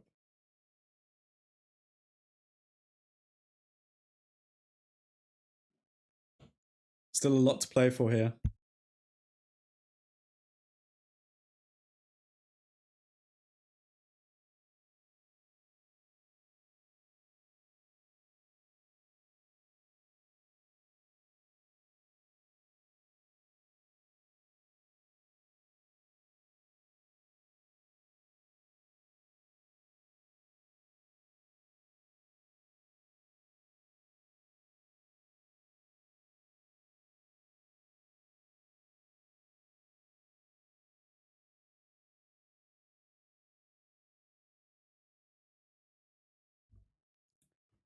I never ever wanted United to sell McTominay, says Keith. He was one of my favourite players. I still miss McSauce. I think a lot of players miss him, to be fair. I think he would have been a good player to have besides Mainu. At least as a squad player. I mean, the fact that we got rid of McTominay, very poor.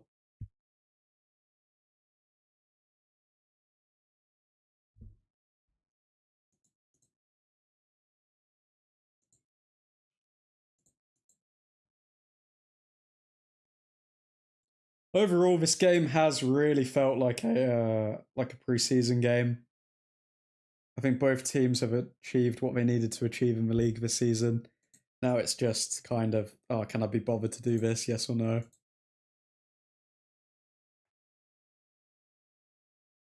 The United players are obviously up for it because it's Casemiro's last home game, but I think Nottingham Forest are just trying to do their best, but they're not exerting themselves too much, if you know what I mean.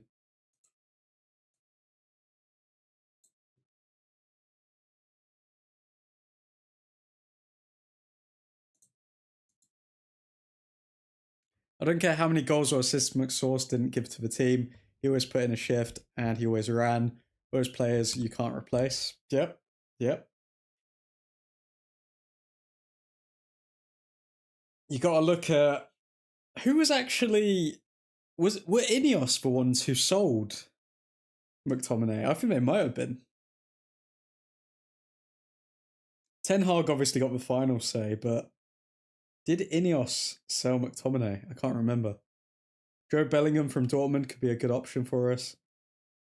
I continuously see links to Joe Bellingham all the time, but what can he bring us that we don't already have is the question.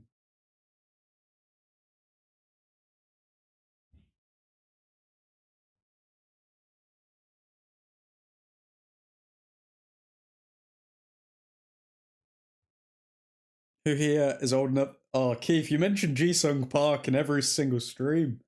Who is who here is old enough to remember Ji-Sung Park? He wasn't a global superstar, but man, on his day, he ran like a mule and never stopped. But to be fair, though, to play Red Devil's advocate, I mean, you do need quality players as well as the players that just kind of run around. Because Fred and McTominay did have a ceiling. Casemiro storming forward here. Oh, he finds Fernandez. What's going on?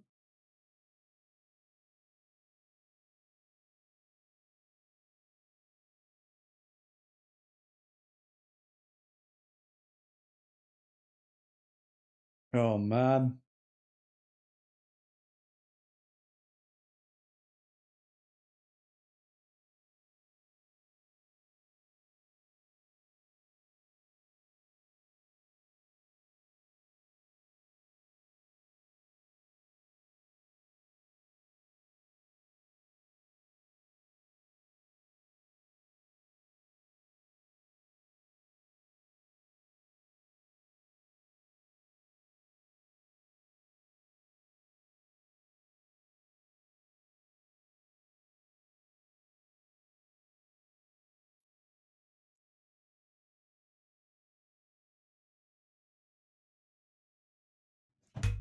Ji-Sung Park is underrated. What a player. Always played in the big games and never disappointed.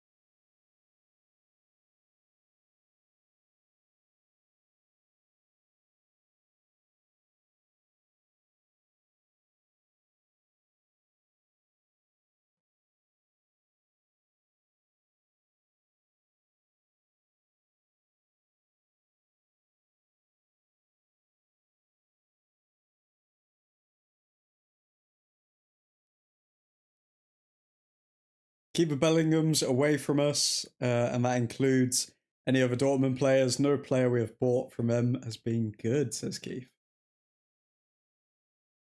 I do think that they bring a bit of unnecessary drama that we don't need.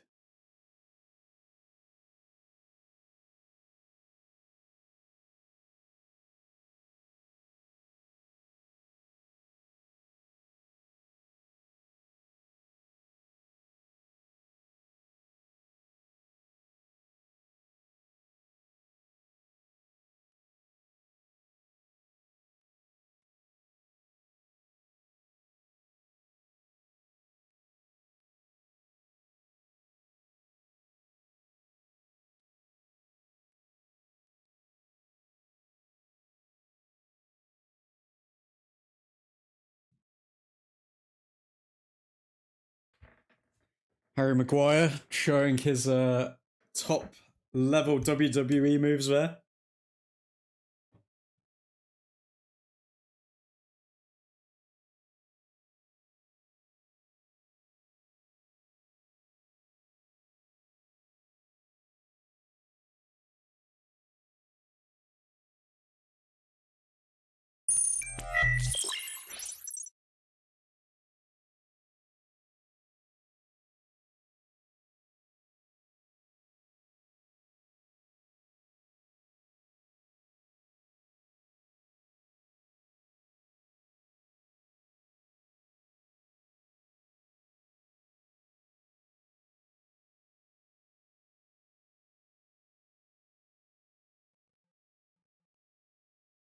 1 minute of added time.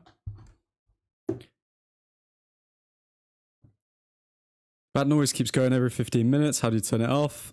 Fear not, lads. It will not go off ever again. I have finally found out how to shut it off.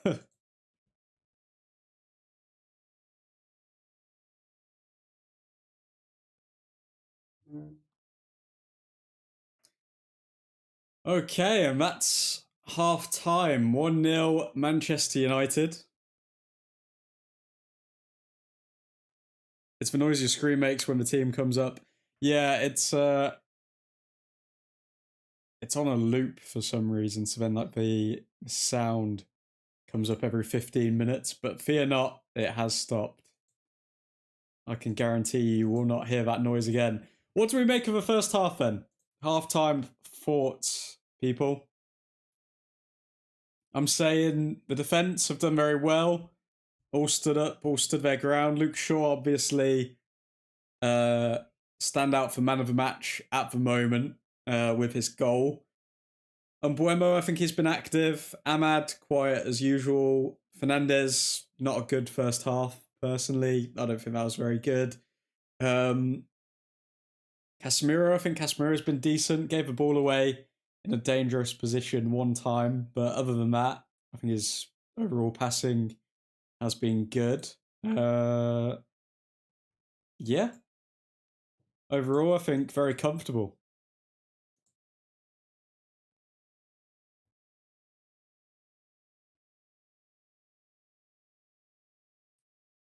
First half was up and down. Both sides have had chances.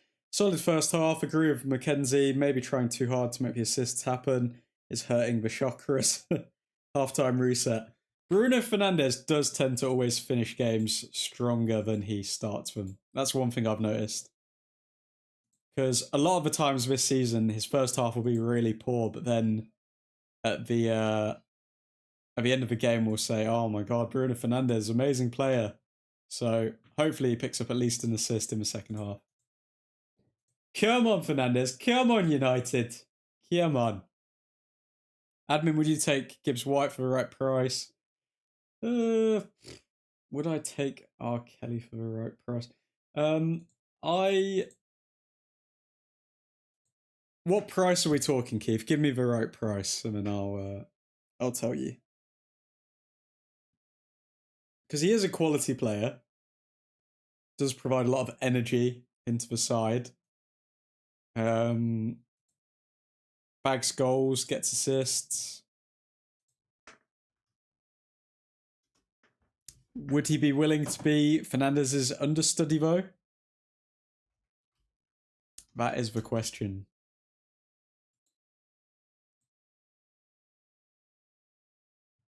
This season, Gibbs White has managed to get 16 goals, 7 assists, so he is a quality player. He's not exactly the playmaker that Bruno Fernandes is, but he does get goals. 26 years old. I feel as though we need more of a playmaker than a goal scorer, because I do think next season our forwards are going to absolutely explode onto the scene. I think this season everyone was getting used to United, finding their feet a little bit. I think Buemo, Cunha, and Šeško are all on 13. They're all on 13 goal contributions for this season.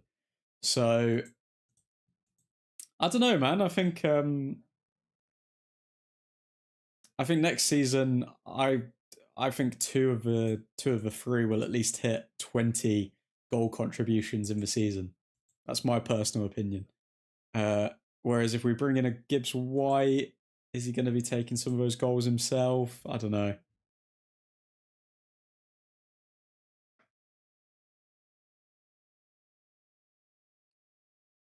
Decent in spells, says Jay, but not a great first half, but at least we're winning at the moment.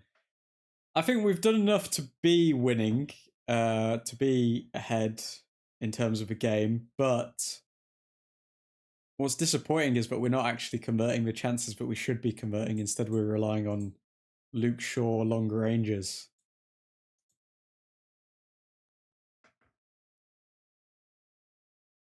£55 million, 45, 55 max for Gibbs White. Otherwise, get energy from a Red Bull for £2. I don't know. I personally think that we should be looking at other attacking mid options rather than Gibbs White. But he has quality and he does bring a lot of goals, so it's a really tough one, you know?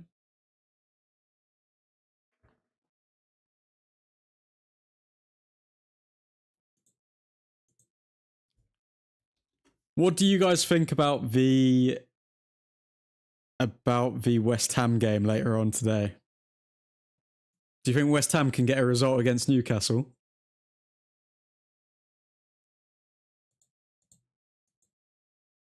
Admin, who would be your free midfield signings in the summer? Now that, Mr. J, I'm going to have to save for a video because I do have that in the schedule. Just to give you guys a little sneak peek on the videos that will be coming out on the channel over the next 3 to 4 weeks. Let me pull these up.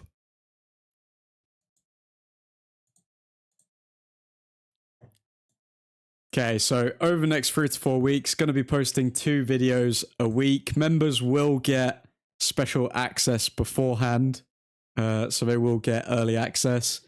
The videos we've got are why Michael Carrick is exactly what Manchester United need, 5 players who must leave Manchester United, the Manchester United crisis no one is talking about, 5 players who would revolutionise Manchester United, the worst referee decisions against Manchester United this season, and a couple more, ranking every Manchester United player, ranking every Manchester United player's 25-26 season, and finally, who was Manchester United's signing of the season. So, going to have a lot of videos coming out over the next few weeks, 2 a week. So be sure to subscribe if you haven't already. But I'm feeding you guys. I'm feeding you some solid content.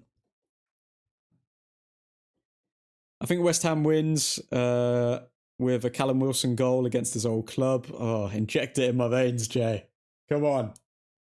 Anything that would put Tottenham in turmoil, please. Hello, admin. Good to see a double I. Luke as a backup. I don't mind.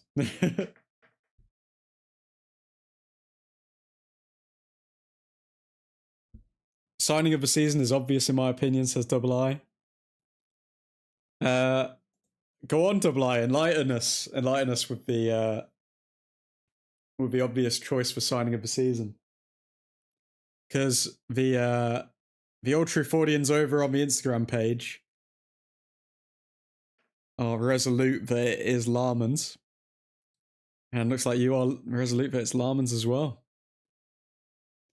I mean, there may be some twists and turns in that video. Just saying, there may be some twists and turns.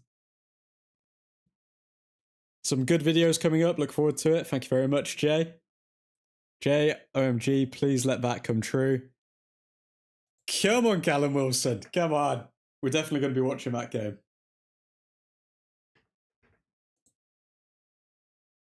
Guys, how many World Cup games do you think that you're actually going to stay up for and watch? Because I need to gauge, should I do live streams for pretty much every game that I can do? Or should I just save it for like the big games, like, I don't know, Brazil v Morocco and stuff like that? All Dutch games. No, Nick, no.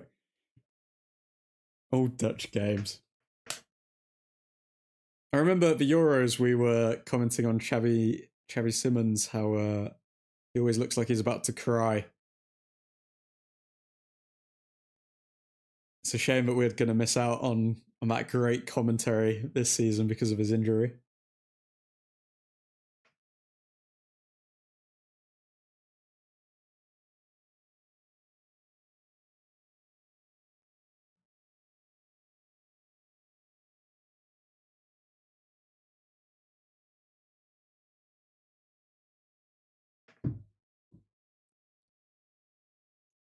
Today is the African Champions League final. Well, big up the African Champions League.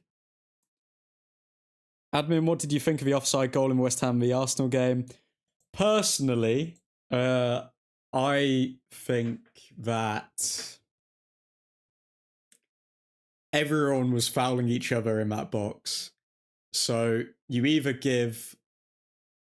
I think you have to give the benefit of the doubt when it comes to goals. I think if you're looking at VAR in order to scrap the goals, and you're looking for a reason to say that the goal shouldn't count, then you will find that in almost every single corner in the Premier League. Like, I just think that there's very few corners in the Premier League where the ball lands directly on someone's head and they score and no one's fouling anyone in the box. So the idea that they're going to scrap the goal because somebody's getting impeded, Raya in this instance, when Arsenal have picked up how many points this season from impeding goalkeepers, it's just not consistent, it's not logical, and you would have to look at the use of VAR as a whole, because the whole idea of bringing it in was, if there's been a clear mistake or a clear error given or something like that, that wasn't clear. That wasn't clear in that game, because you could say so many players fouled each other. So, and also there were fouls committed before the potential foul on the goalkeeper. So it's like, you can't say that VAR is actually benefiting the game at this point. That's my opinion on it. What's your opinion, Jay? All England, all Dutch, all Scotland. Wow, all Scotland. Why Are Scotland even in the World Cup?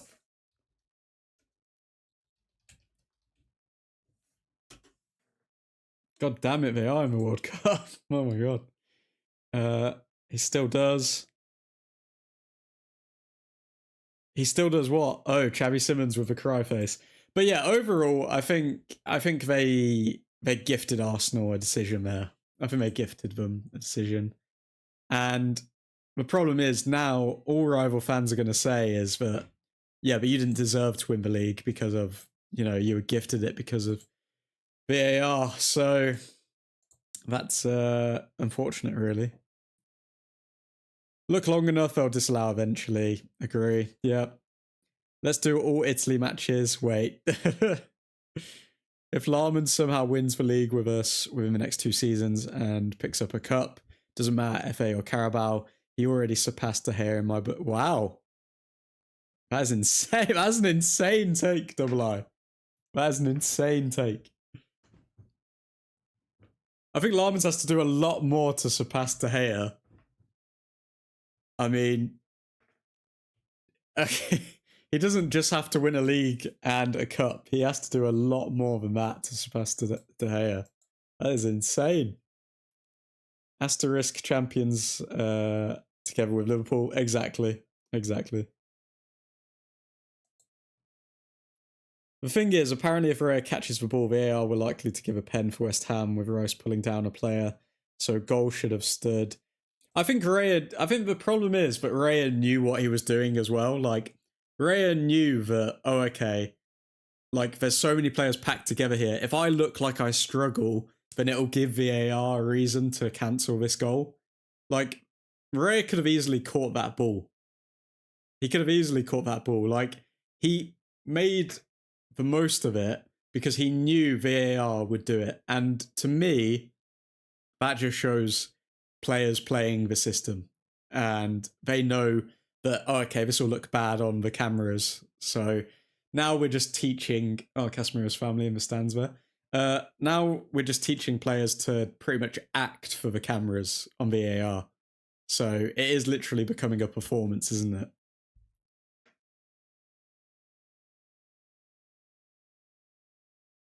But David De Gea is favourite keeper of all time. Double I, mate. I do not understand. No, I can't follow your thought process there, my friend. Larmans is a good keeper, but could get us out of the trouble we are in. But De Gea is a United legend, so he has to do more. But I look like he could be as great, if not better, at the moment. Yeah, he could be better than him, like maybe 5, 10 years, but to just win a league and a cup, nah, that doesn't mean that you're better than De Gea. Arsenal v Man United, first game of the season, there was a foul on Bayindir goal given. Yep, exactly, Jay. That's actually one of the fouls I'm going to be speaking about in my video, going over the worst referee decisions the Man United have had to put up with this season. Because yeah, that really was atrocious. And that's what I mean. Like, it's just be consistent, man. Like, surely the referees speak to each other. Or are they not even allowed to speak to each other? I don't know, but just speak to each other and say, like, there needs to be some consistency.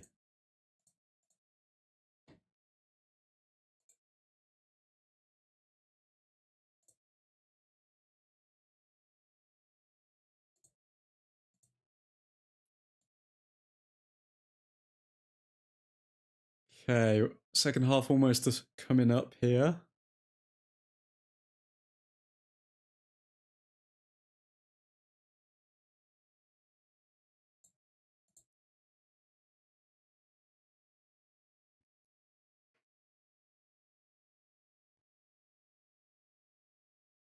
So here's my favourite keeper of all time, but I see Larmans can surpass him within the next 2 or 3 seasons. That's it.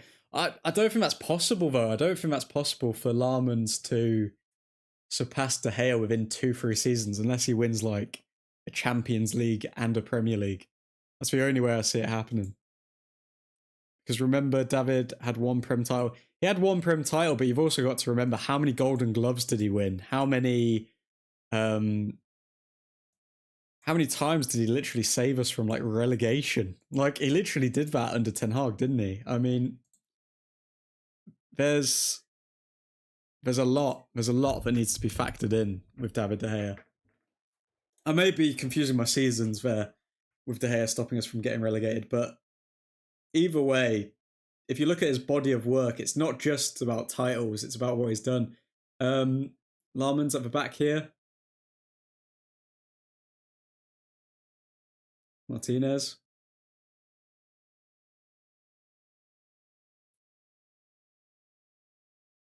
Cunha running onto the ball. Cunha whips one in. Ahmad keeps it in.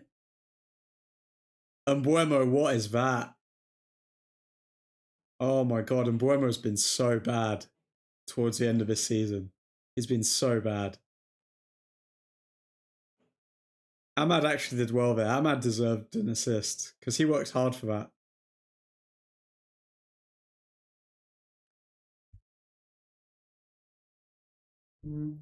That was atrocious from Mbuemo.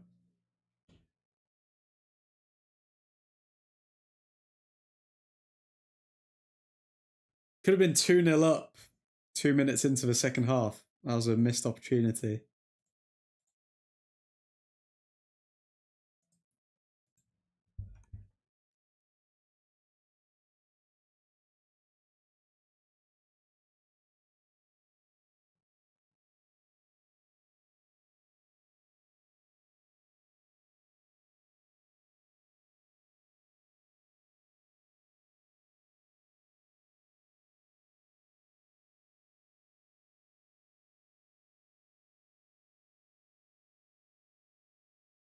Forest clear long.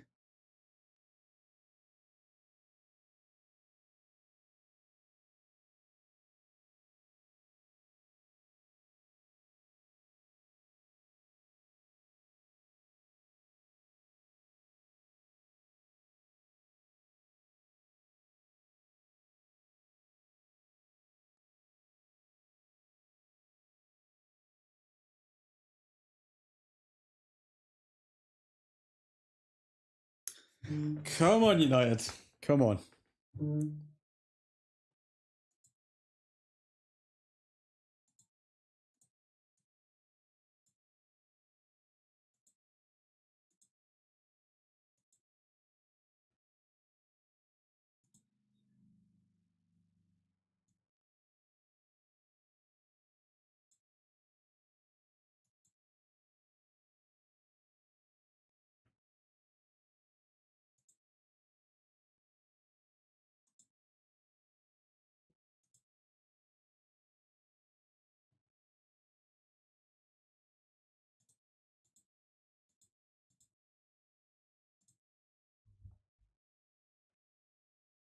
Ahmad.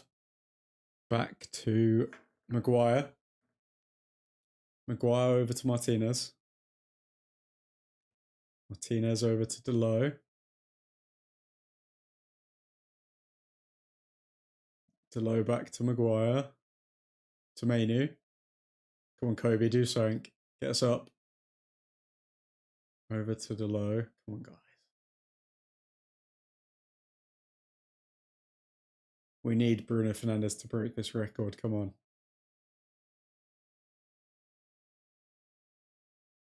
Fernandes. Oh my god, why is he trying to dribble past everyone? He wins a corner. Is he playing for corners? Is Bruno Fernandes playing for corners?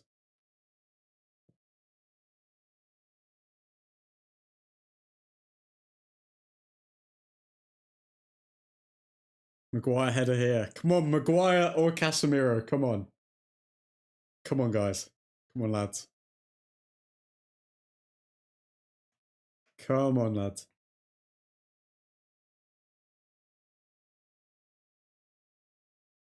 Whips one in. Defended well.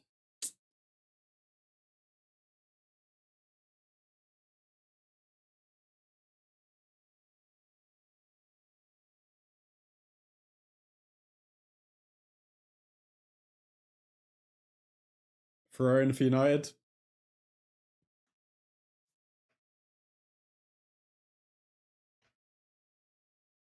Fernandes.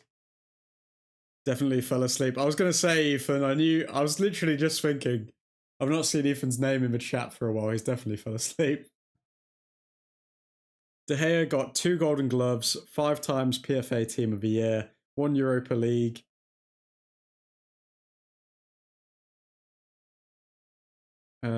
One FIFA Pro Worlds 11, 4 times Sir Matt Busby Player of the Year, 4 times Man United Player of the Year, 1 time Team of the Decade, 2010, 2019, 1 Prem, and 1 FA Cup, 2 times EFL Cup, 3 times FA Community Shield. So yeah, Larmans needs to step it up a bit so he can overtake him.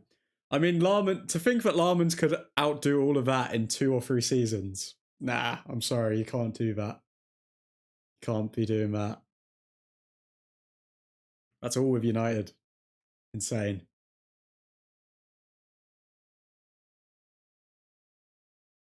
We got 39 minutes here to get an assist. Come on, Fernandes.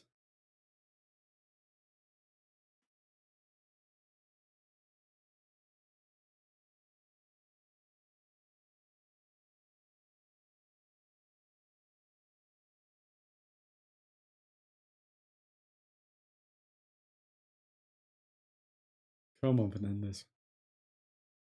Admin, were you happy that we signed Maguire to a new contract? I would have let him leave on a free and got a new centre back in.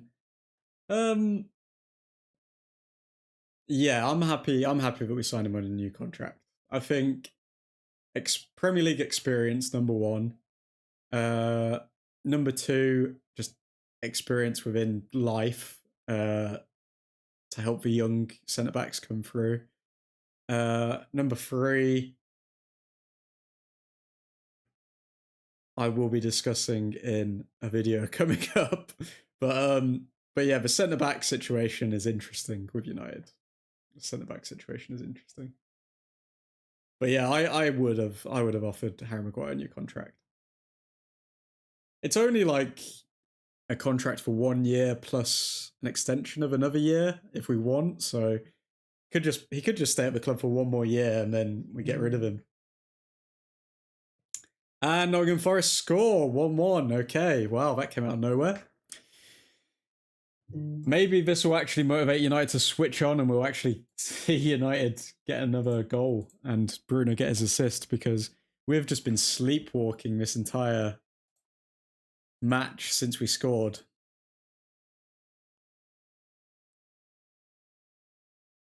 For the moment, happy as long as Larmans keeps adding to his saves compilation. We've been starved. Yeah, it's nice just seeing a keeper who can save the ball.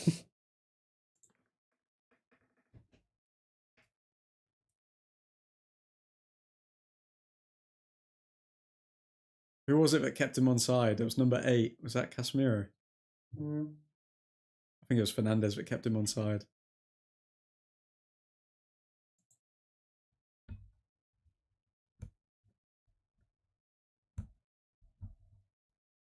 My 3-1 scoreline is on. I knew we would not keep a clean sheet. I said 2-1, Jay. So, I mean, closer to mine than yours at the moment. We're seeing if he's offside. Is Fernandez's arm keeping him onside?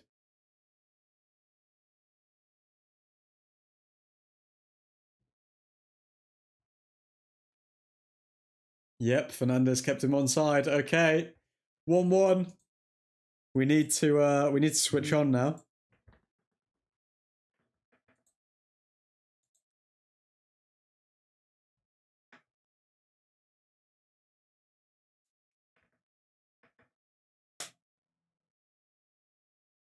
Ahmad. Over to Fernandez. Fernandez across. Is that low? And Buemo. Cunha! Cunha scores! Go on! Go on, Cunha! 2-1. Easy. Back in the game.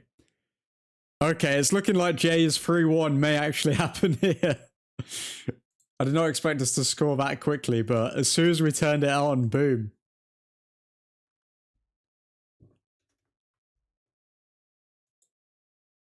Manchester United 2-1. Please make it 3-1 and give Bruno Fernandes his assist. Come on. Guys, just literally please turn up. Turn up for him. Fernandes deserves this. Come on.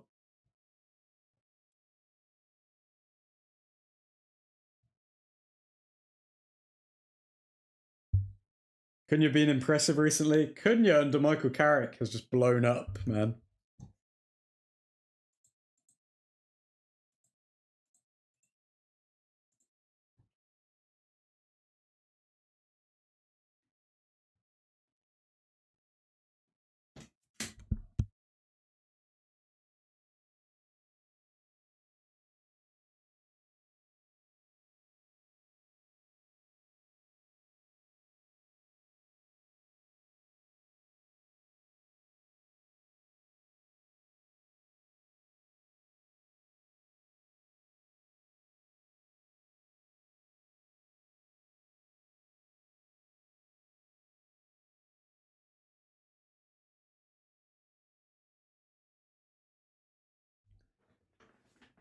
We're checking for a possible handball here.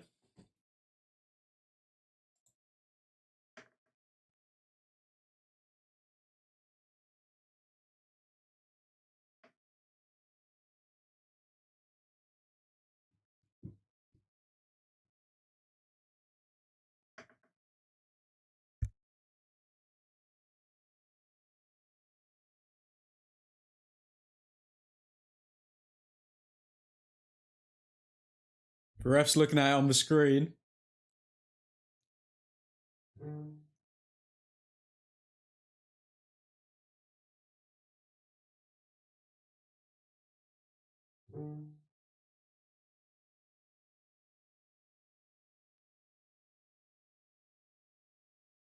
Nah, I'm not saying that's handball.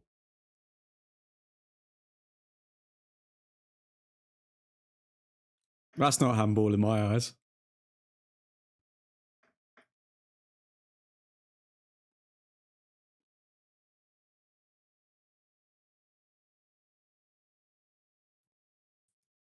It literally hits his hips. It would have stopped anyway.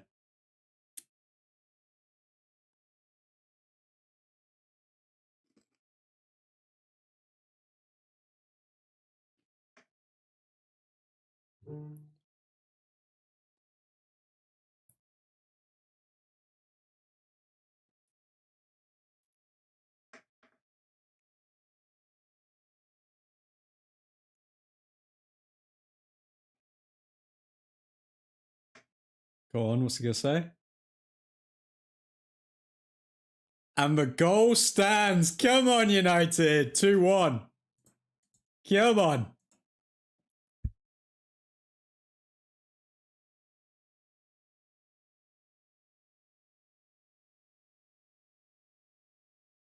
Cunha's doing another celebration after the VAR announcement.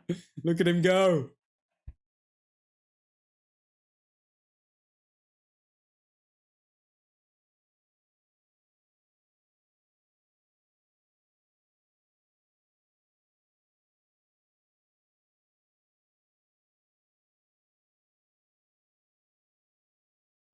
Never a handball. Literally, like, what could Mbuemo have done in that scenario?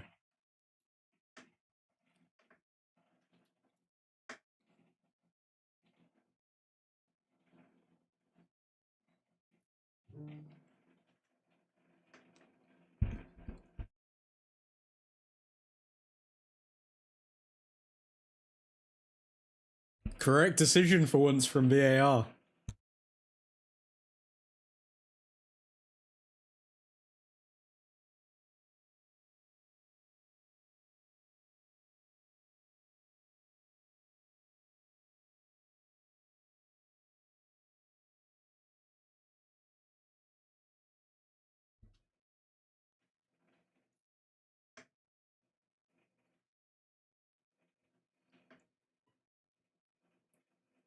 Project, get Fernandez an assist. Come on, lads.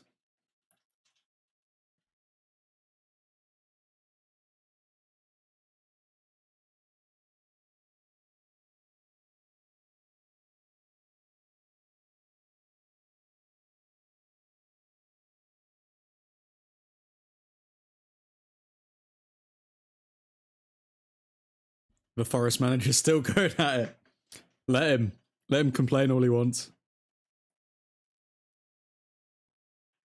It was his player who flicked it up onto Mbuemo's hip and then hand.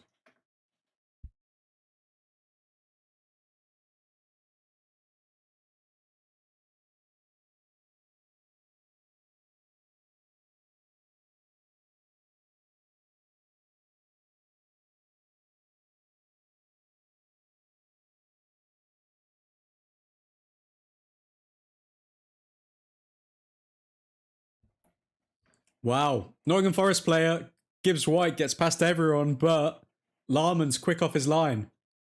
This game is opening up now.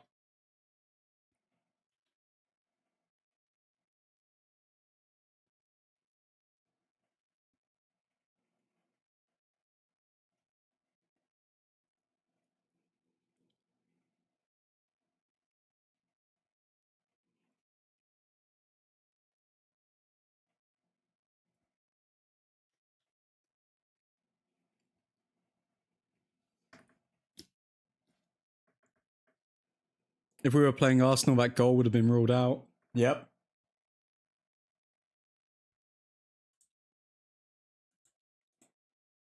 You're speaking facts, Jay. Speaking facts.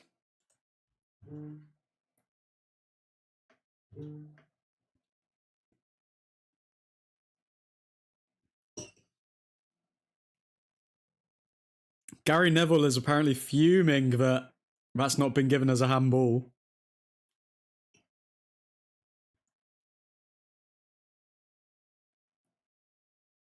Arsenal is getting a Premier League title handed to them, just like Liverpool.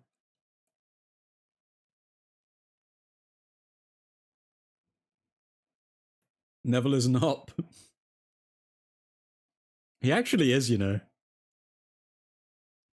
Him and Mark Goldbridge are just a match made in heaven, aren't they?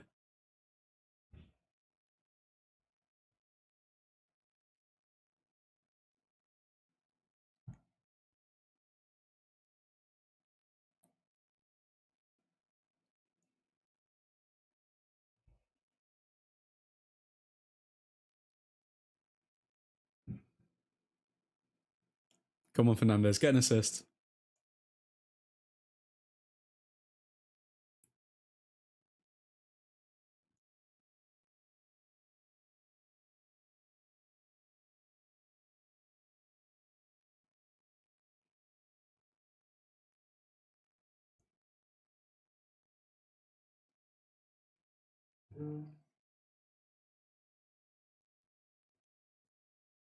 Bruno to Mbuemo.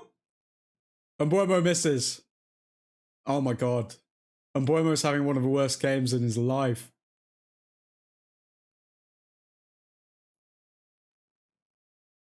Had enough of him really as a pundit. Where's Neville's United spirit? He's having some bad luck. How has Brian and Buemo just missed that? Fernandez found the perfect ball. Wow.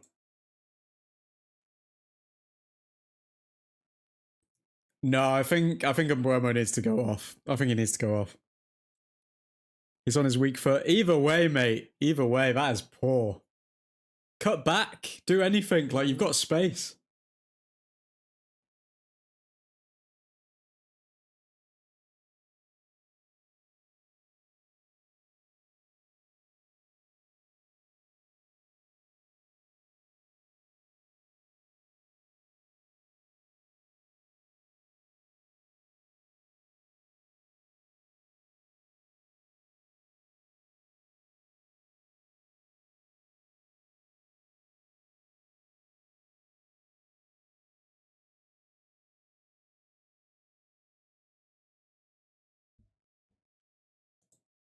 $25 for Bruno to get an assist. Come on.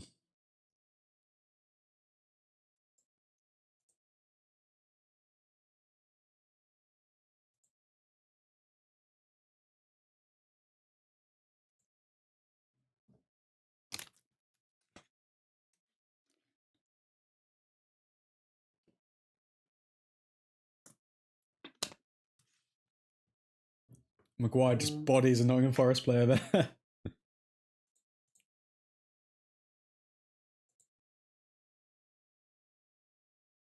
I'm not gonna lie, guys, I'm actually gonna be sad. If if Bruno doesn't break this record, I'm actually gonna be sad. Because I actually feel bad for him.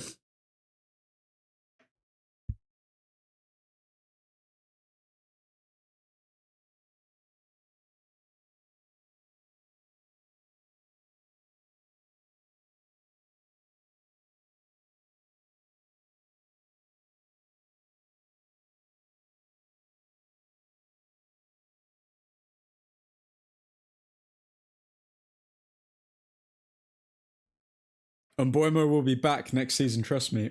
I don't care about next season, mate. I want him to...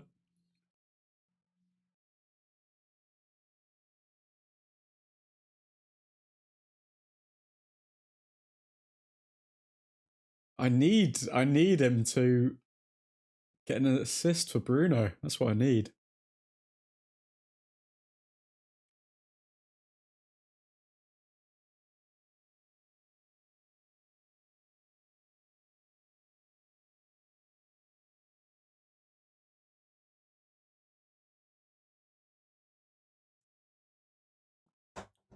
Martinez.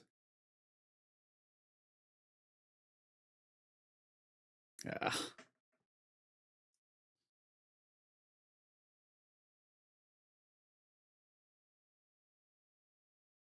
That miss certifies that what Bruno's achieved with finishing that poor in front of him. He should have already broken it. The amount of chances we missed this season when he set them up. Yep. I think Bruno doesn't care if he breaks the record. Bruno 100% cares if he breaks this record. 1,000,000%. Can we just talk about that Cunha pass?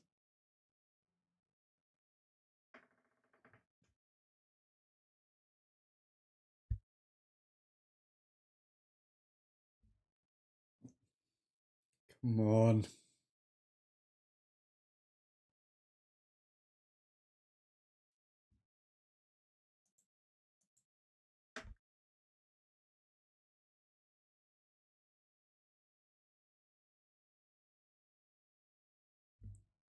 Fernandez found Cunha, but Cunha shot straight away. And Fernandez is fuming, man. Fernandez wants this record.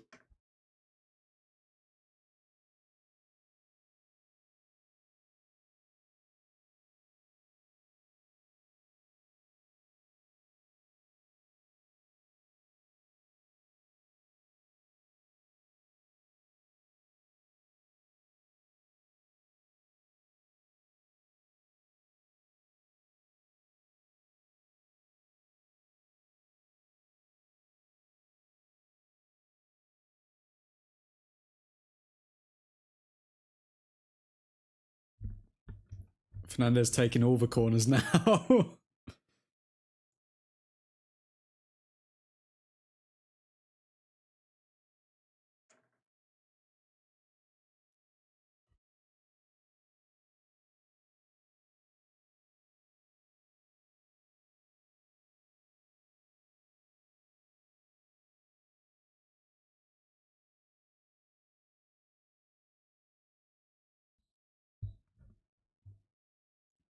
Sky want to talk about the controversy over the goal, but all anyone's interested in is seeing Bruno Fernandes assist someone.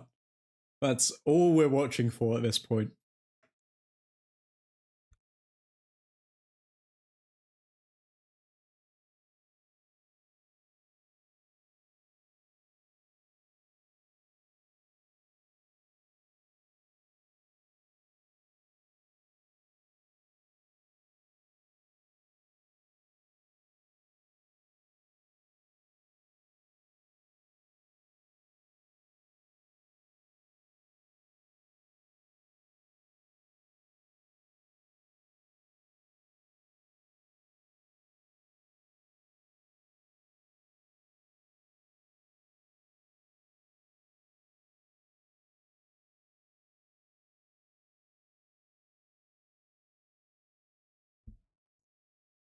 Nottingham Forest to take their goal kick.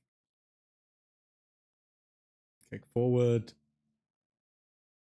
Casemiro down, back to Larmont.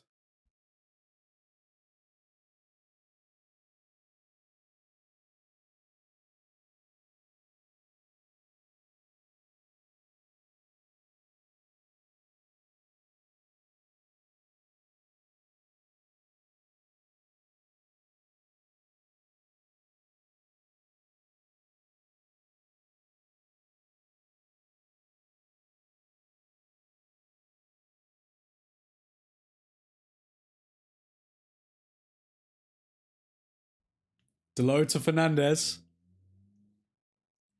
Fernandes found the ball to Mbuemo, but he can't keep hold of it. Come on.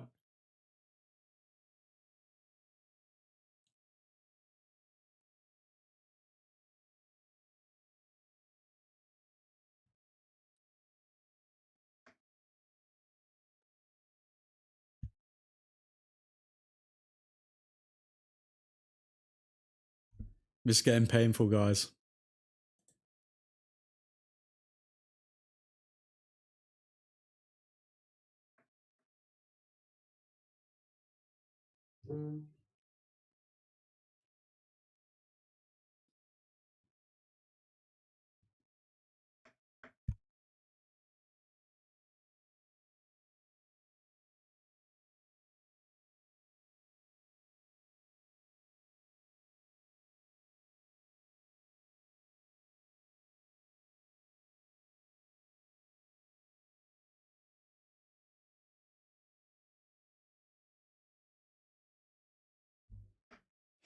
Come on. 18 minutes. Get an assist. Come on, Fernandes. Couldn't you? Casemiro, great challenge. Couldn't you? Cross in to Mbuemo.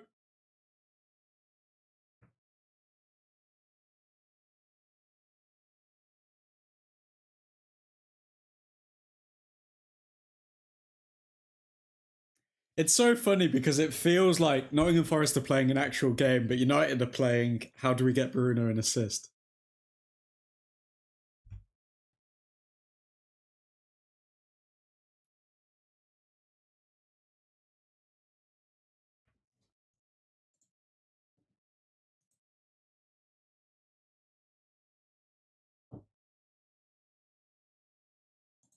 Come on, United.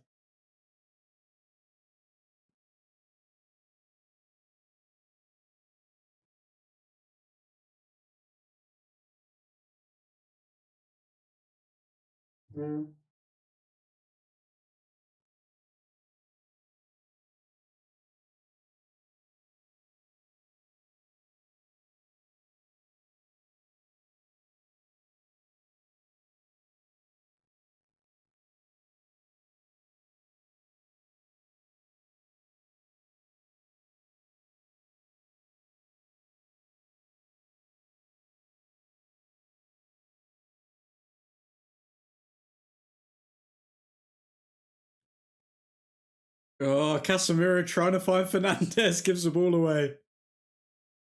Nottingham Forest coming forward. Oh my god. Good challenge from Martinez.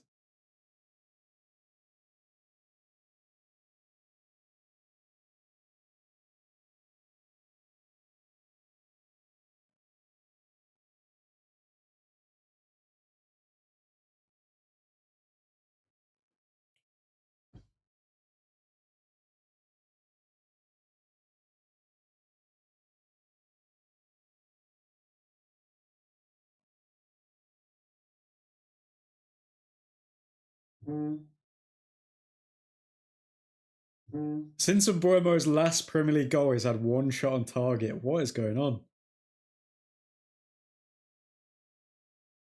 Casemiro.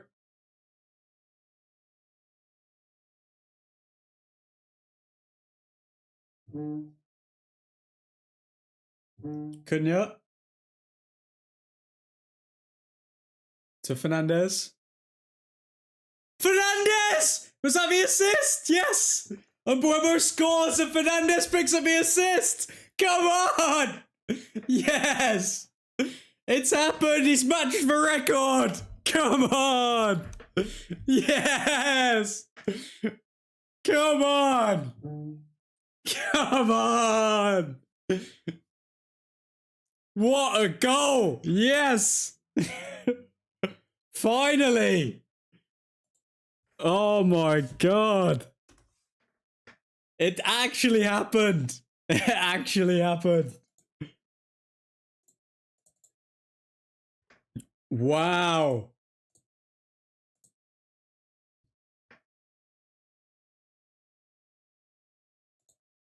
Brian Mbuemo finally! He finally converts a chance. He needed that as well. That is the best outcome at all. Like, if we could think of the best possible outcome for the team, that was it. Wow. Great finish by Mbuemo as well.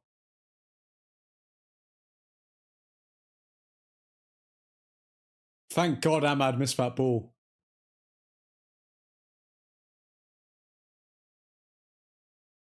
Oh, beautiful scenes. Come on.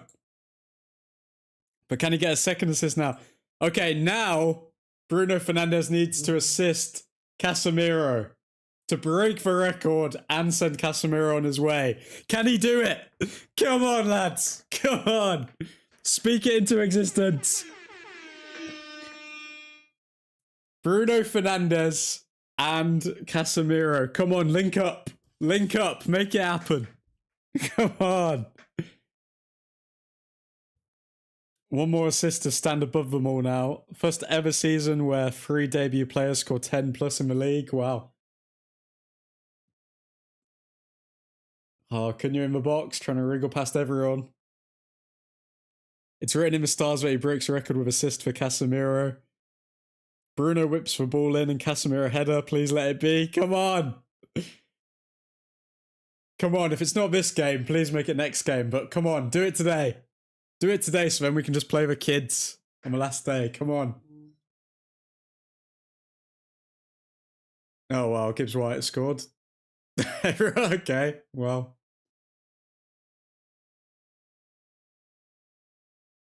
Oh, Fernandes getting into it with someone.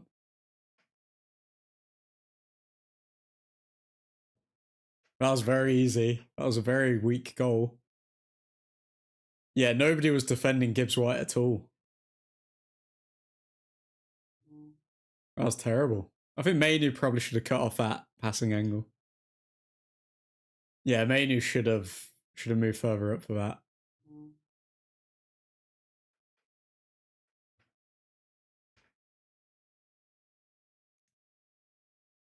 Okay, we need another goal. Come on, Cass. Come on, Cass. Goals this season, 1,000. Okay, 1,000 goals in the Premier League this season. And that was the 1,000th goal.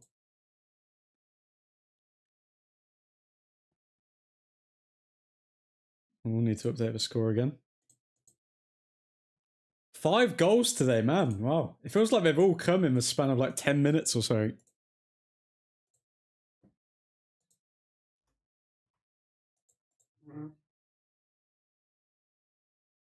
Come on, Fernandez. Come on. One more assist. Break the record. Break the record. Who's it going to be? Who is it going to be? 2 assists for Anderson. He's showing us why we should sign him. We need to sign Anderson. We need to. Okay, so we've got Xerxes, Dorgu, and Mount coming off. Oh, Casemiro's coming off. No! Well, at least he gets a full round of applause from the Old Trafford faithful.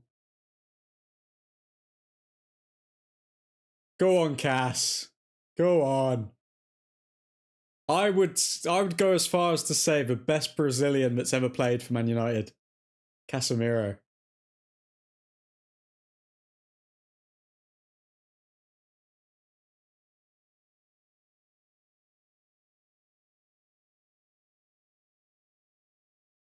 Well, he's not crying, which is good to see. Go on, Cass. Oh, he's bowing. He's bowing. What a man. Thank you, Casemiro. Thank you. Thank you for your service.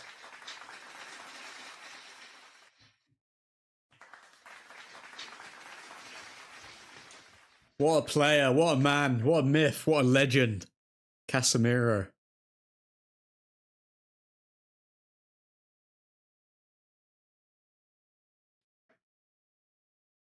Bruno to Dorgu? I mean, imagine a Dorgu goal. Thank you, Casemiro. Big up, Cass.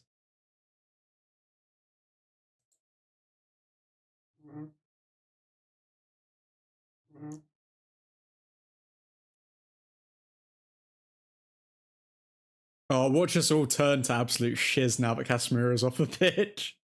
Oh, we're actually going to lose this game, aren't we?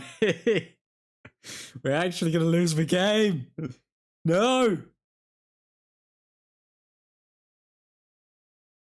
Cass will be a United legend. Feels like he has been here for forever. Yep. Well, I mean, we did go on a trophyless... Oh, I think he's crying on the bench there.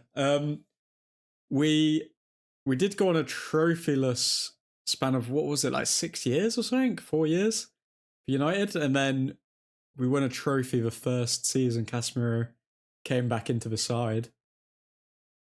And he's won the FA Cup. He's won the Carabao Cup. Got us to a European final in the Europa League. Oh, Casemiro. Oh, no, not Casemiro. Fernandez. Fernandez in space. Come on. Pick the right option. Pick the right option. He shoots instead. He decided to shoot. Oh, Fernandez. Come on, man. We don't care about you shooting. Play for the record. Play for the record. Come on.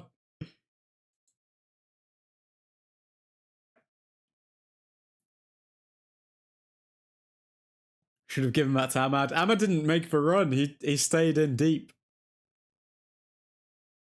Oh, God. I would not be surprised if Nottingham score next.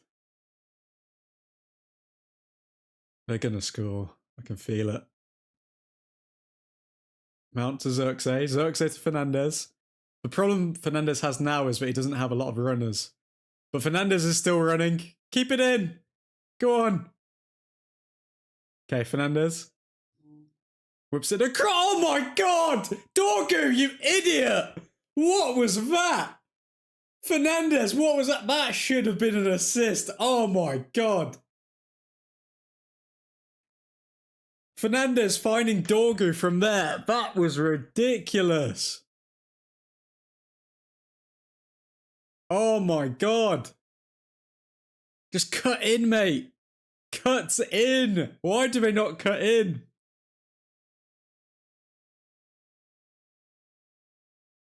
Oh, come on. Give him this record, please.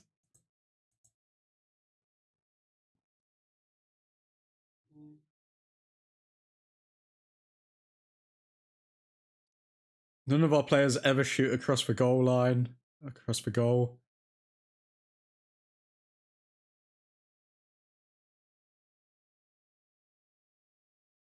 Only ever near post. I don't understand why they don't cut in though, because you know players are running in behind and they're going to try and close you down. Just cut in. Have a little moment of composure.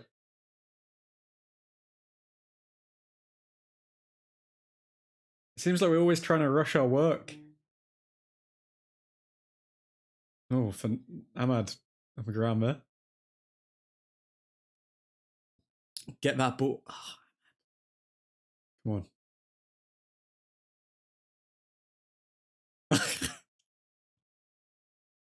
I don't know what the microphone just picked up there on the TV, but someone just screamed. Isn't Dorgu right-footed as well? I think he's left. I don't know.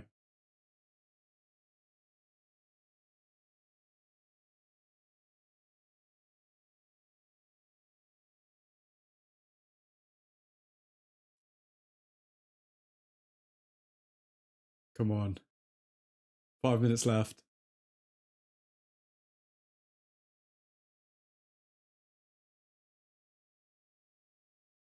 Martinez back to Larmans.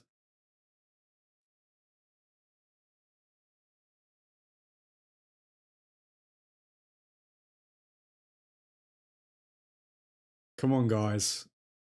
Who is going to get Fernandez his record-breaking assist? Come on. Mount to Xerxes. Xerxes to Fernandez. Come on. Fernandez again. Fernandez to Zerk. Zerk! Stop falling over the ball, you idiot! He's so bad. He's so bad. My God. Oh, I feel sorry for Fernandez. Come on. Fernandez is going to lose his head, man. Fernandez is genuinely going to lose his head at these people. At least he's matched for record. At least he's in history. I mean, but he needs to break it. He needs to stand above. Come on. We need Sheshko back. We really do. If Sheshko was on the pitch, 100% would have scored one of his chances.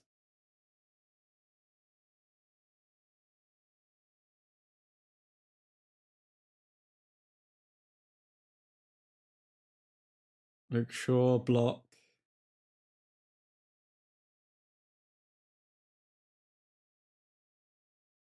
Come on.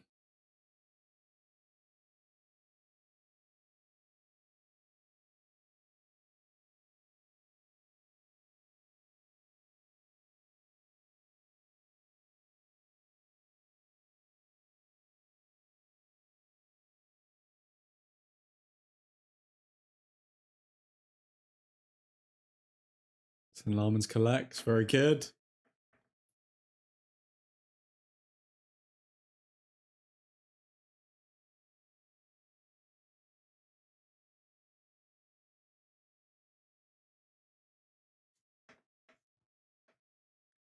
Come on, United. Come on, United. Get Bruno's record.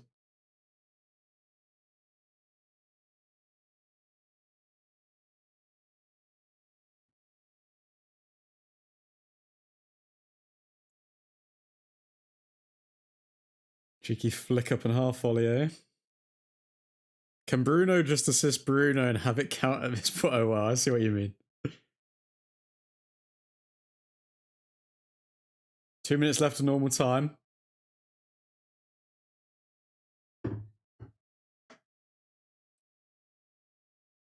Oh, wait, not Casemiro, Blue Mania, I think that was. Ahmad to Zerk. Oh, Zerk. Why even try, Ahmad? Why even try?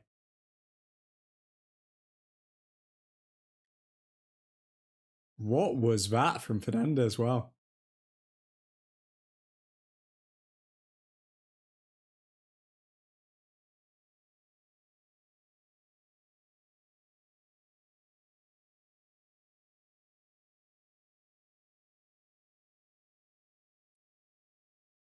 Come on, United.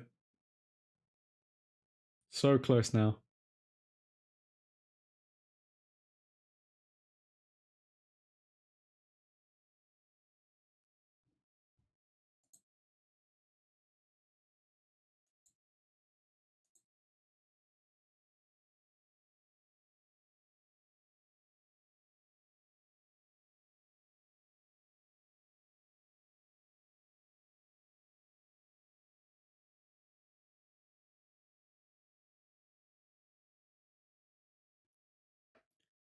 Casemiro's final game at Old Trafford. Bruno Fernandes matching the assist record in the Premier League. United win 3-2. Today's been a good day, lads. Today's been a good day.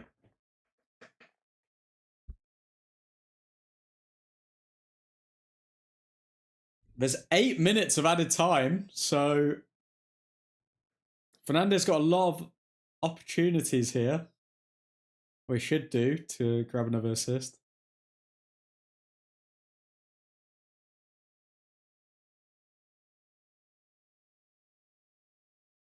Zirkzee to Ahmad. To Fernandes.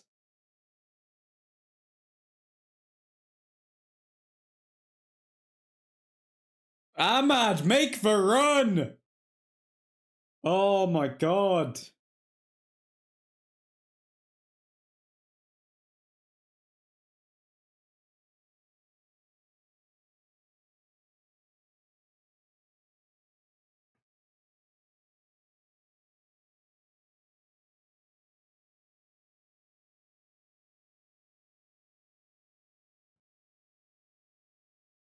I think Fernandes is the master of having like really poor first halves, but in second halves he always comes to life.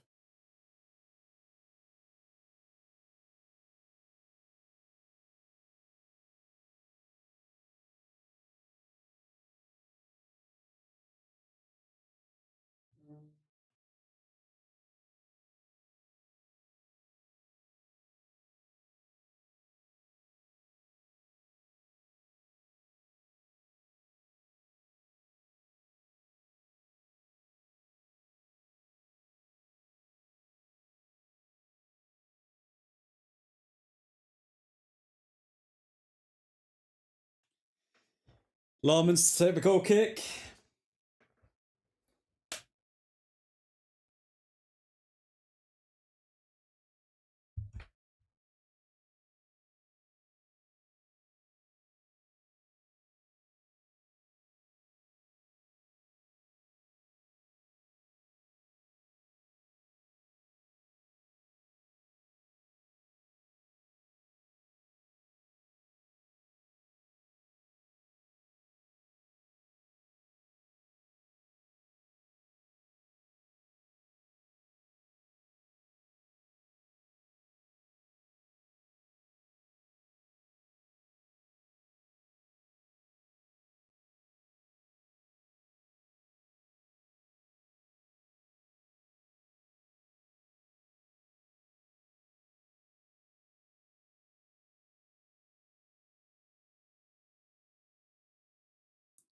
Come on, United. That's not how assists work. How could he could get goal of the month that way? Don't worry. I think Diego knows that's not how the assists work.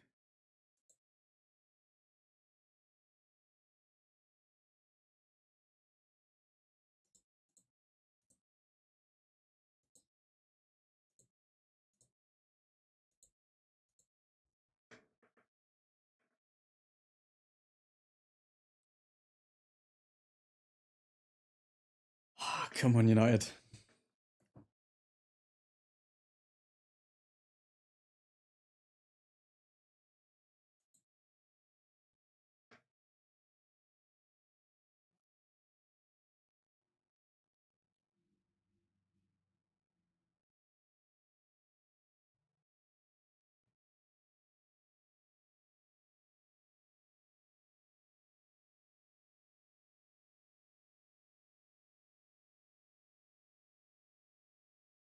I wonder what Fernandes' expected assists are in this match, because he's created the most chances.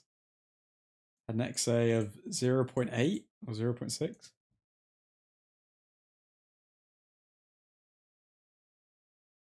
Oh wow, Mason Mount with a chance there.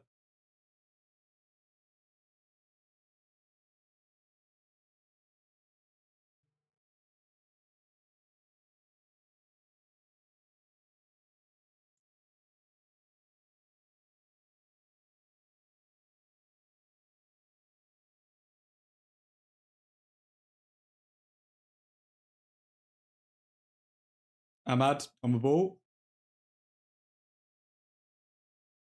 Oh, Ahmad. So close and yet so far every time.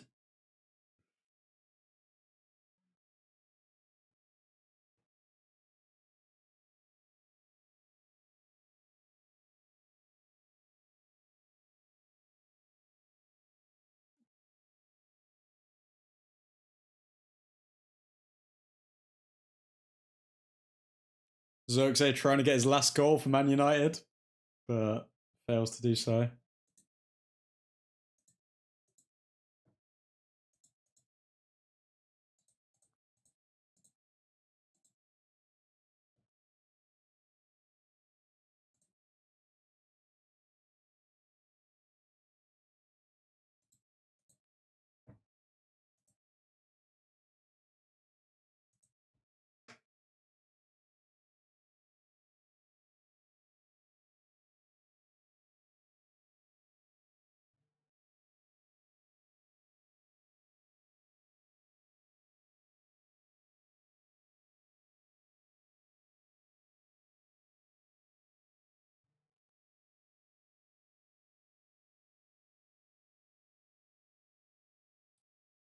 Fernandes storming forward. He's got Ahmad to his right. Delo. And he hits the post. Of course he does. I knew that was going to happen. I knew that was going to happen. I literally said that at the start of the stream. It will go to Delo for Fernandes to break the record, and he will miss. And what happens? Boom.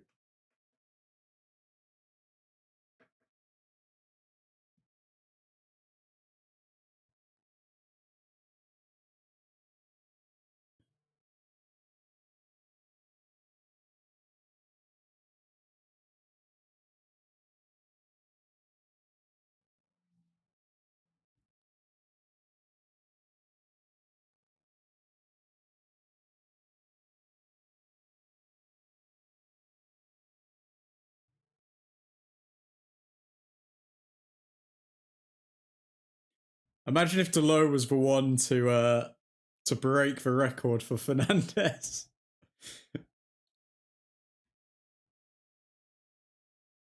Put Maguire up front, Delo so close. Admin called it, left my ass up. Goddamn Delo. Every time. Every time. This guy. Dorgu, terrible pass to Ahmad. Oh my god. Everyone else is just so trash apart from Fernandes.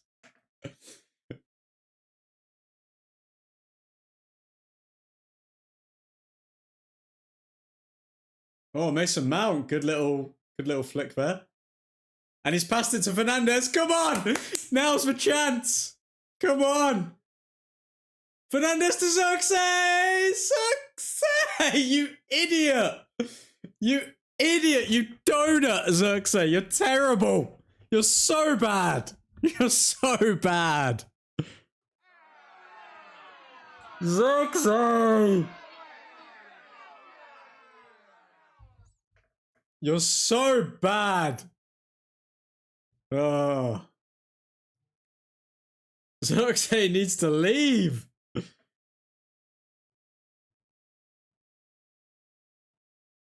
Fernandes clapping the crowd.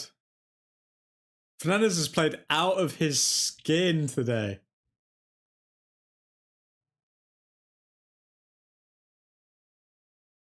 Fernandes doing some special instructions for the corner kick. Ah, it's punched away.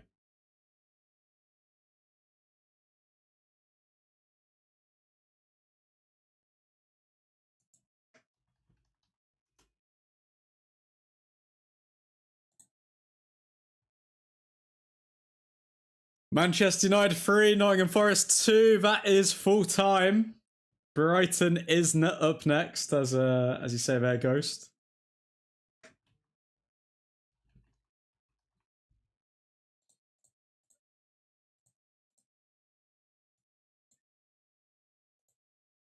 Fernandes breaks the record.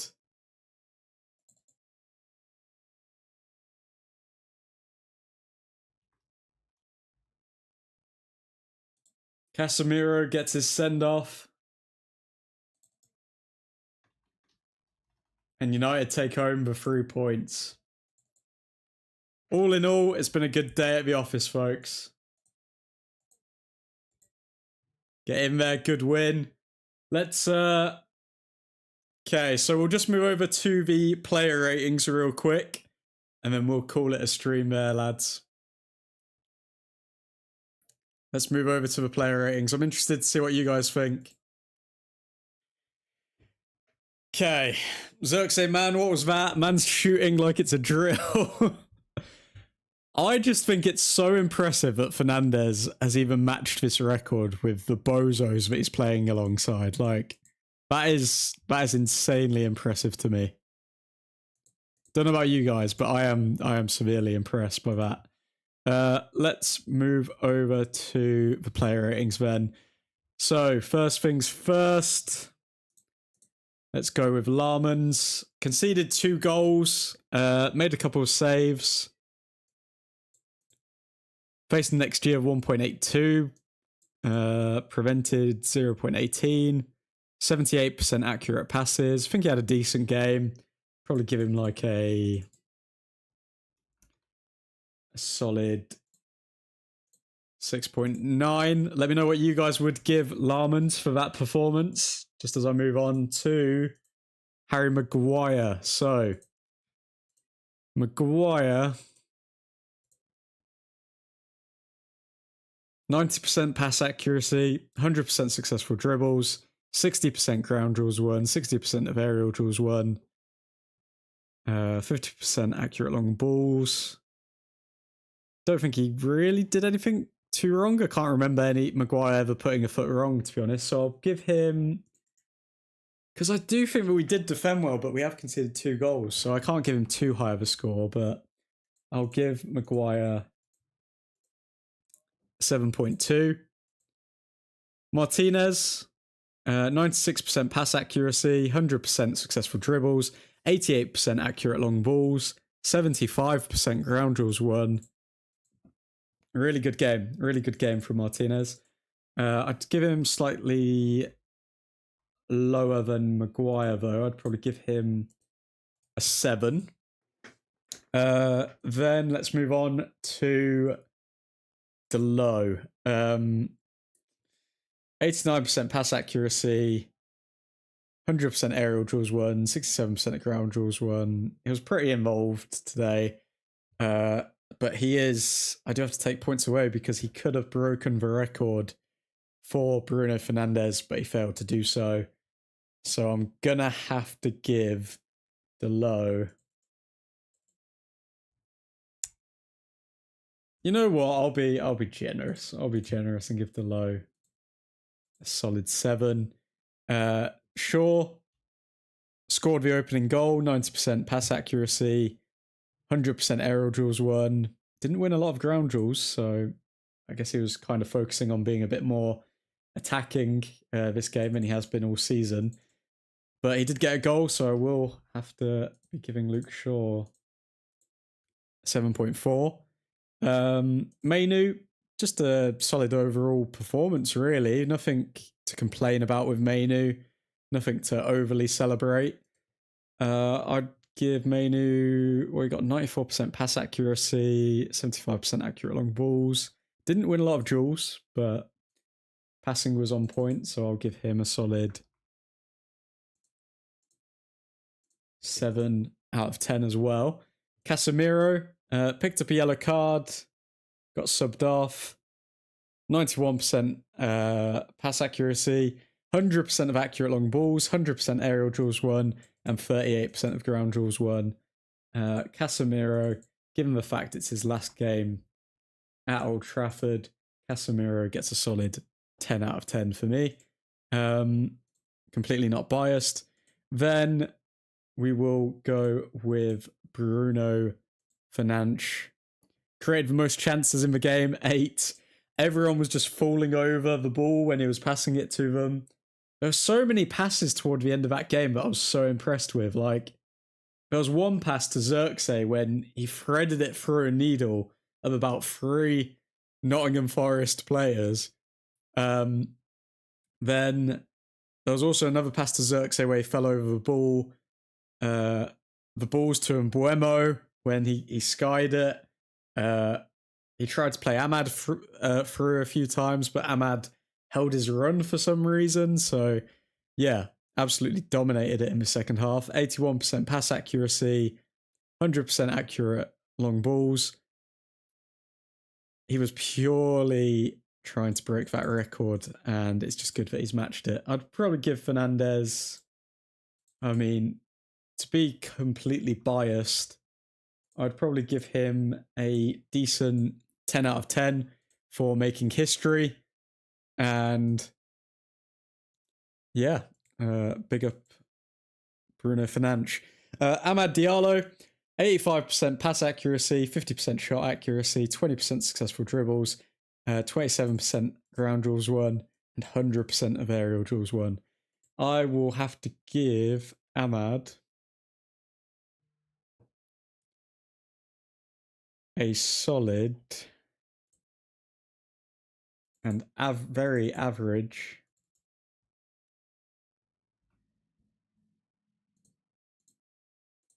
6.6. I don't think he did anything particularly that impressed me. I mean, he'd get into good positions and then always overhit the pass or just fluff his lines. So it's a tough one for Ahmad, but I've got to be honest, got to give him a 6.6. Cunha completed the most dribbles in the match, 84% pass accuracy. Great goal from him to put us, I think was it 2-0 or 2-1 at the time? 2-1. 2-1. 100% successful dribbles, 100% accurate crosses, 50% accurate long balls, and 50% of his ground duels won. Gonna have to give him a solid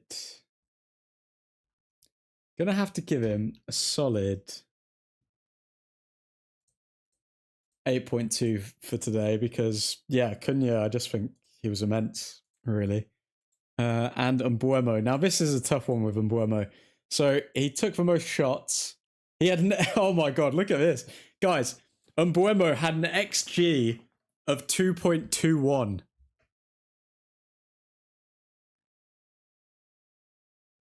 He had an XG of 2.21. So realistically, he should have scored 2, maybe even 3 goals that game. And yet he just got the 1, but he did get the most important one to help Fernandez break his record, so that has to be factored in. But Brian Mbuemo, that was not...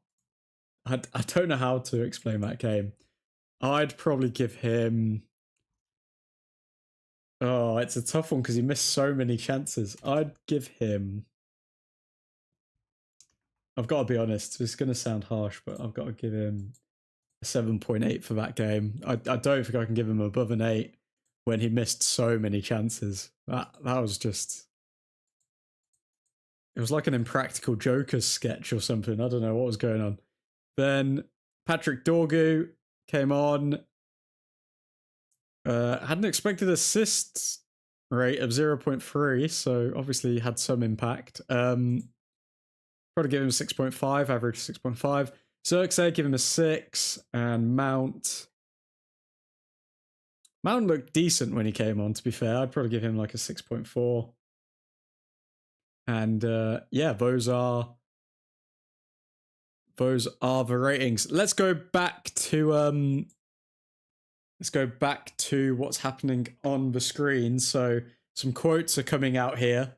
I'll see if I can get them up for you on Twitter, if I can speak Twitter. Okay,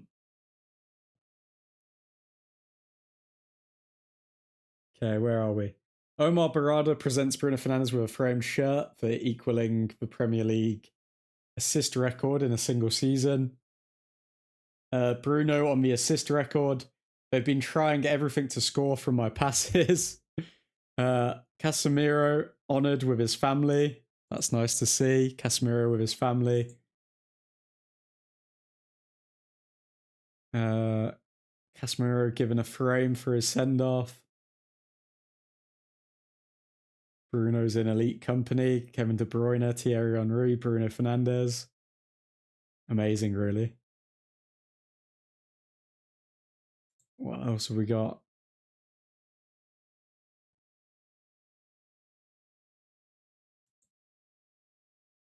I think Casemiro's goodbye speech lasted about 5 seconds from the looks of it. Even Casemiro's daughter's crying during his farewell right now. Oh, bless. So Casemiro, this was his speech, I think. Thank you to everyone, to the players, to the staff, to everyone. But the best thing in this club is you, the fans. Thank you.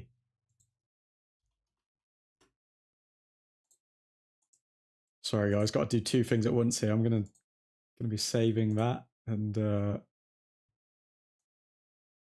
posting that on the Old Trafford Instagram.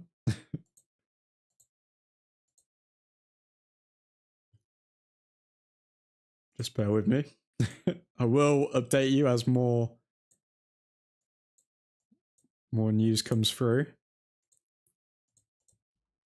It does feel like the end of the season right now, but it's not. We've still got 1 game to play.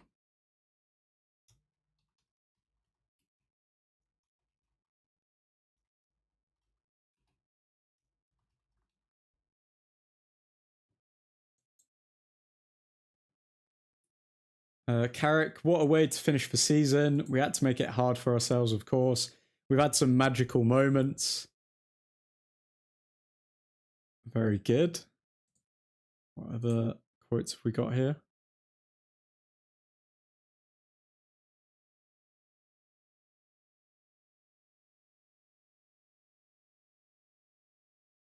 Best thing in this club is you. That is a very powerful statement to make from Casemiro.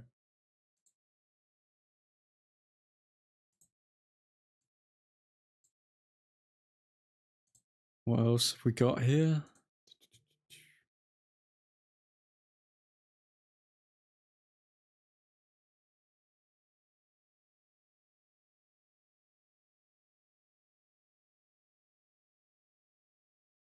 I want to thank the staff, everyone who works behind the scenes and has supported us. I want to thank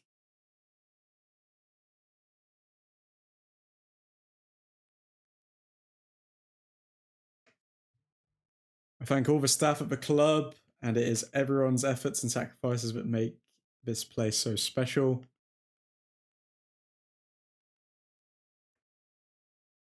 Thank you. I could listen to that all day, the chants. What a beautiful way to end the season. I think we really played very well today. It's incredible to see this stadium in this state. It's a truly unique place. Carrick mentions Tyrone Malacia, who will be released, and draws applause from the United fans.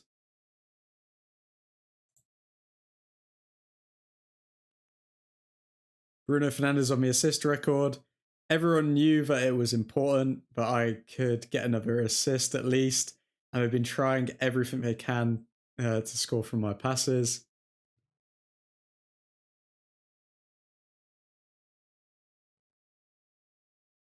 There were probably moments in today that I should have passed instead of shooting, and still I got the shot, but I'm very happy for this. But more than that, I'm very happy to finish the season on a high.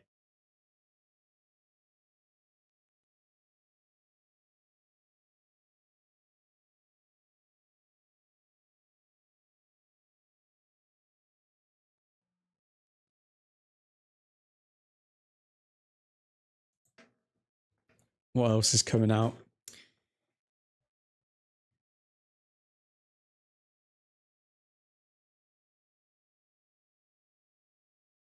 Is that it? Is that the entire speech? That might be everything, lads.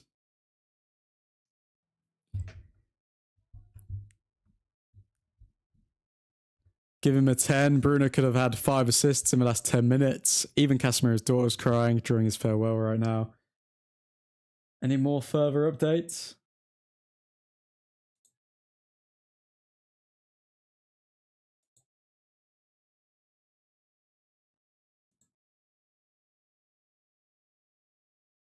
That might be everything, lads. Don't know if I'm missing. Has Michael Carrick spoken yet? Let me see if I can log into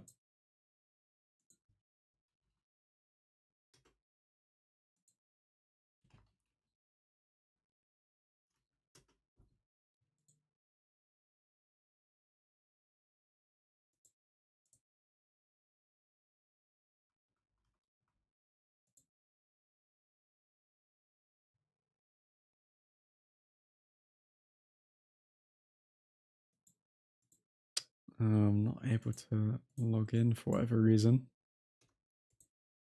It's not ideal. Okay, I will read out the updates as they come through.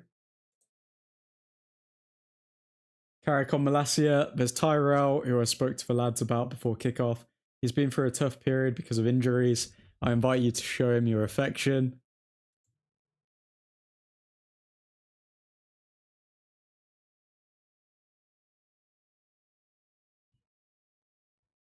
Big up Michael Carrick for recognising that even Tyrell Malacia should get some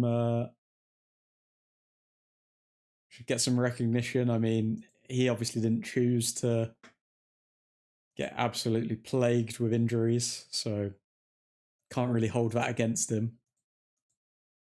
Even if he was a part of the bomb squad at some point.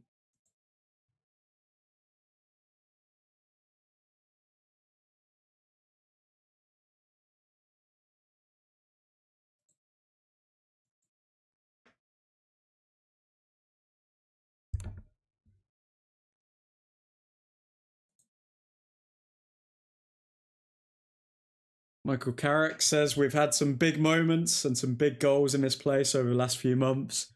Hopefully we have more of them. Take care and have a great summer. So Michael Carrick isn't announcing himself as permanent manager, I don't think, at the end of the season. Oh my God. 4.43 XG created that game. That's insane.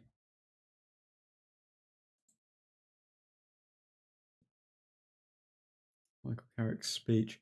Okay, let me see. What I will do is I will put my headset in so I can actually hear what Michael Carrick's saying. Don't think I'll be able to share this with you guys. I'll see if I can share some audio and then you guys can hear it as well. Let's see.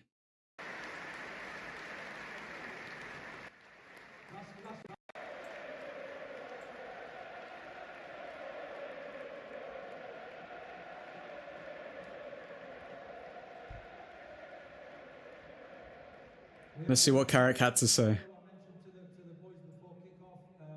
He's had a tough time with injuries since he's been here at Tyrell, but he's pleased to show the appreciation to Tyrell. Special shout out to Tyrell Malacia there from Michael Carrick. Good to see that he's getting some recognition. I mean, he hasn't really done much in a United shirt, but it's a nice touch, isn't it, when Tyrell Malacia is out of contract this summer.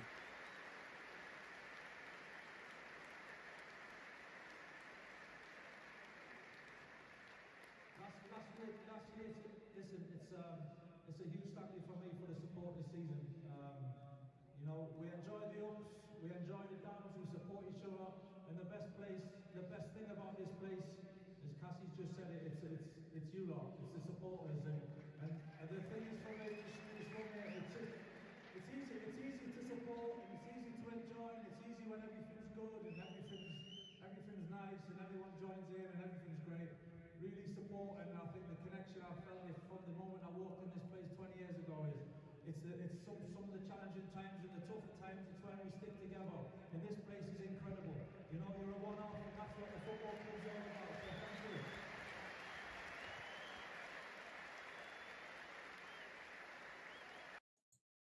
Michael Carrick saying that we need to obviously support the players, the staff, the manager when we're playing well, and it's easy to do that when we're playing well and we're winning games, but it's not always easy to do that when we're not winning games. And I think all the fans can agree with that when we've been backing Amorim for the past however many months. Was it like 18 months of just pure pain? I think, yeah, it's I don't know if Michael Carrick's kind of foreshadowing that there's going to be some tough times with him as well, but either way, what he's saying does have a point.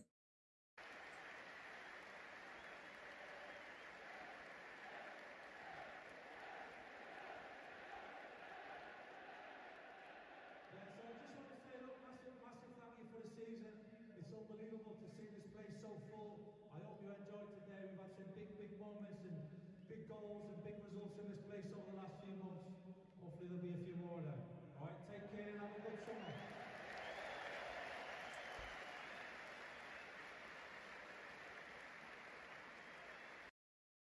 Short and sweet from Michael Carrick. I mean, take care, have a good summer, and yeah. I'm sure there'll be more highs and more lows. Forever a red, Casemiro. Wow. What's even crazier is that it doesn't look like he's aged a day since he's been here. Which is kind of ridiculous.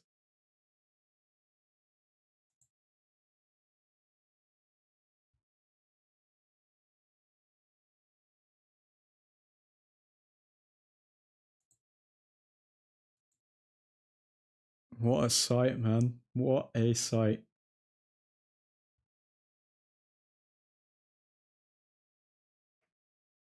Well, I mean, that is pretty much the end of Manchester United's season. It'll be interesting to see who Carrick plays against Brighton, given the fact that Fernandes has now matched the record. Will he play a bunch of kids? Will he play the youth to keep the fans happy, or is he going to play a full strength 11 in order for us to hopefully break that record with Fernandes? I'd imagine there's going to be a lot of youth players in the final matchday squad.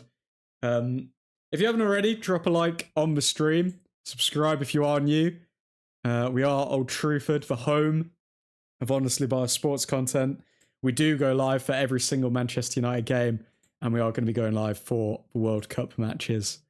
But yeah, special shout out to Casemiro. I don't think that game, unless someone actually gave Bruno Fernandes another assist to break the record, I don't actually think that game could have gone any better, because 5 goals, entertaining game. Cunha scores, Mbuemo scores, Luke Shaw, I guess, scores. Bruno Fernandes breaks the record. Oh, sorry, not breaks the record, matches the record, and Casemiro gets a standing ovation. I don't see how we can improve on that. I think that was a very good end to the season, and now we've just got a bonus game against Brighton to see whatever happens. Bruno Fernandes on equaling the Premier League assist record. I got to 20 today. Let's see. We have one more game. The manager decides who will play the next game. I'll be very happy to do it. But if I don't, I am already happy, because it is the most assists I've got in the Premier League. So yeah, shout out to Bruno Fernandes, obviously having a very mature response to it, saying that he doesn't mind if he's not played in the final game. I think it would be ridiculous if Michael Carrick didn't play him in the final game, even if it's Fernandes surrounded by a bunch of kids. I wouldn't mind that. But like, Fernandes has to play. He has to play. An entire week of rivals crying because of Bruno's 20 assists and Mbuemo's supposed handball. Man.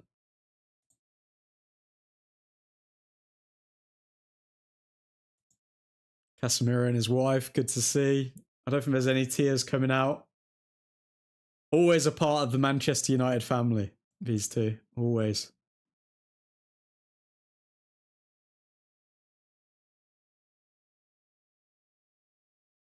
Imagine the kids finish better than the first team. That'd be quite funny. Imagine Bruno Fernandes gets 4 assists on the final day of the season because they're so clinical. Casemiro, man. I still don't think people are acknowledging just how big of a miss Casemiro is going to be. Like, I'm pretty sure he's got to be up there with like maybe our like top 4, top 3 goal scorers this season, or in terms of goal contributions. Like, we're missing out on a lot of goals by Casemiro leaving, and our record when Casemiro doesn't start is we've not won a game. I still don't think it's dawned upon people how influential Casemiro has actually been while he's been at Manchester United. Because everyone looks at Bruno Fernandes, but I'd say behind Bruno Fernandes, Casemiro is arguably the most influential player that we've had. So to get rid of him, man.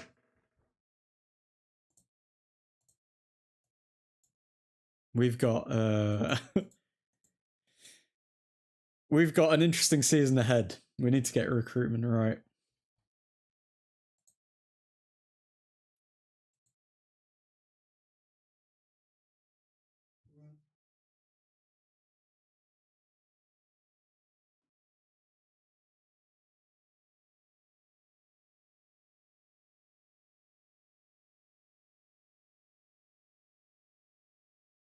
Well, we're going to leave it there, folks.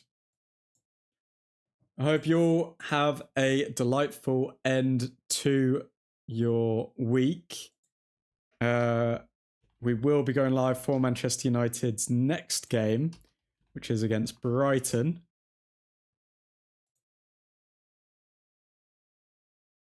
Which is against Brighton on the 24th of May, so next Sunday. I hope you all have a lovely week. If you are new to the channel, please hit that subscribe button. But for now, special shout out to the members. Special shout out to Mr. Kiefer Bix, Nick, the Dutch Destroyer, Ethan Johnson, Mr. Matty Scott, Jensk1102, Joffit, and Cal. I hope you all have a delightful weekend as well. Thank you for supporting the channel. Thank you for tuning into the stream today. And finally, Godspeed.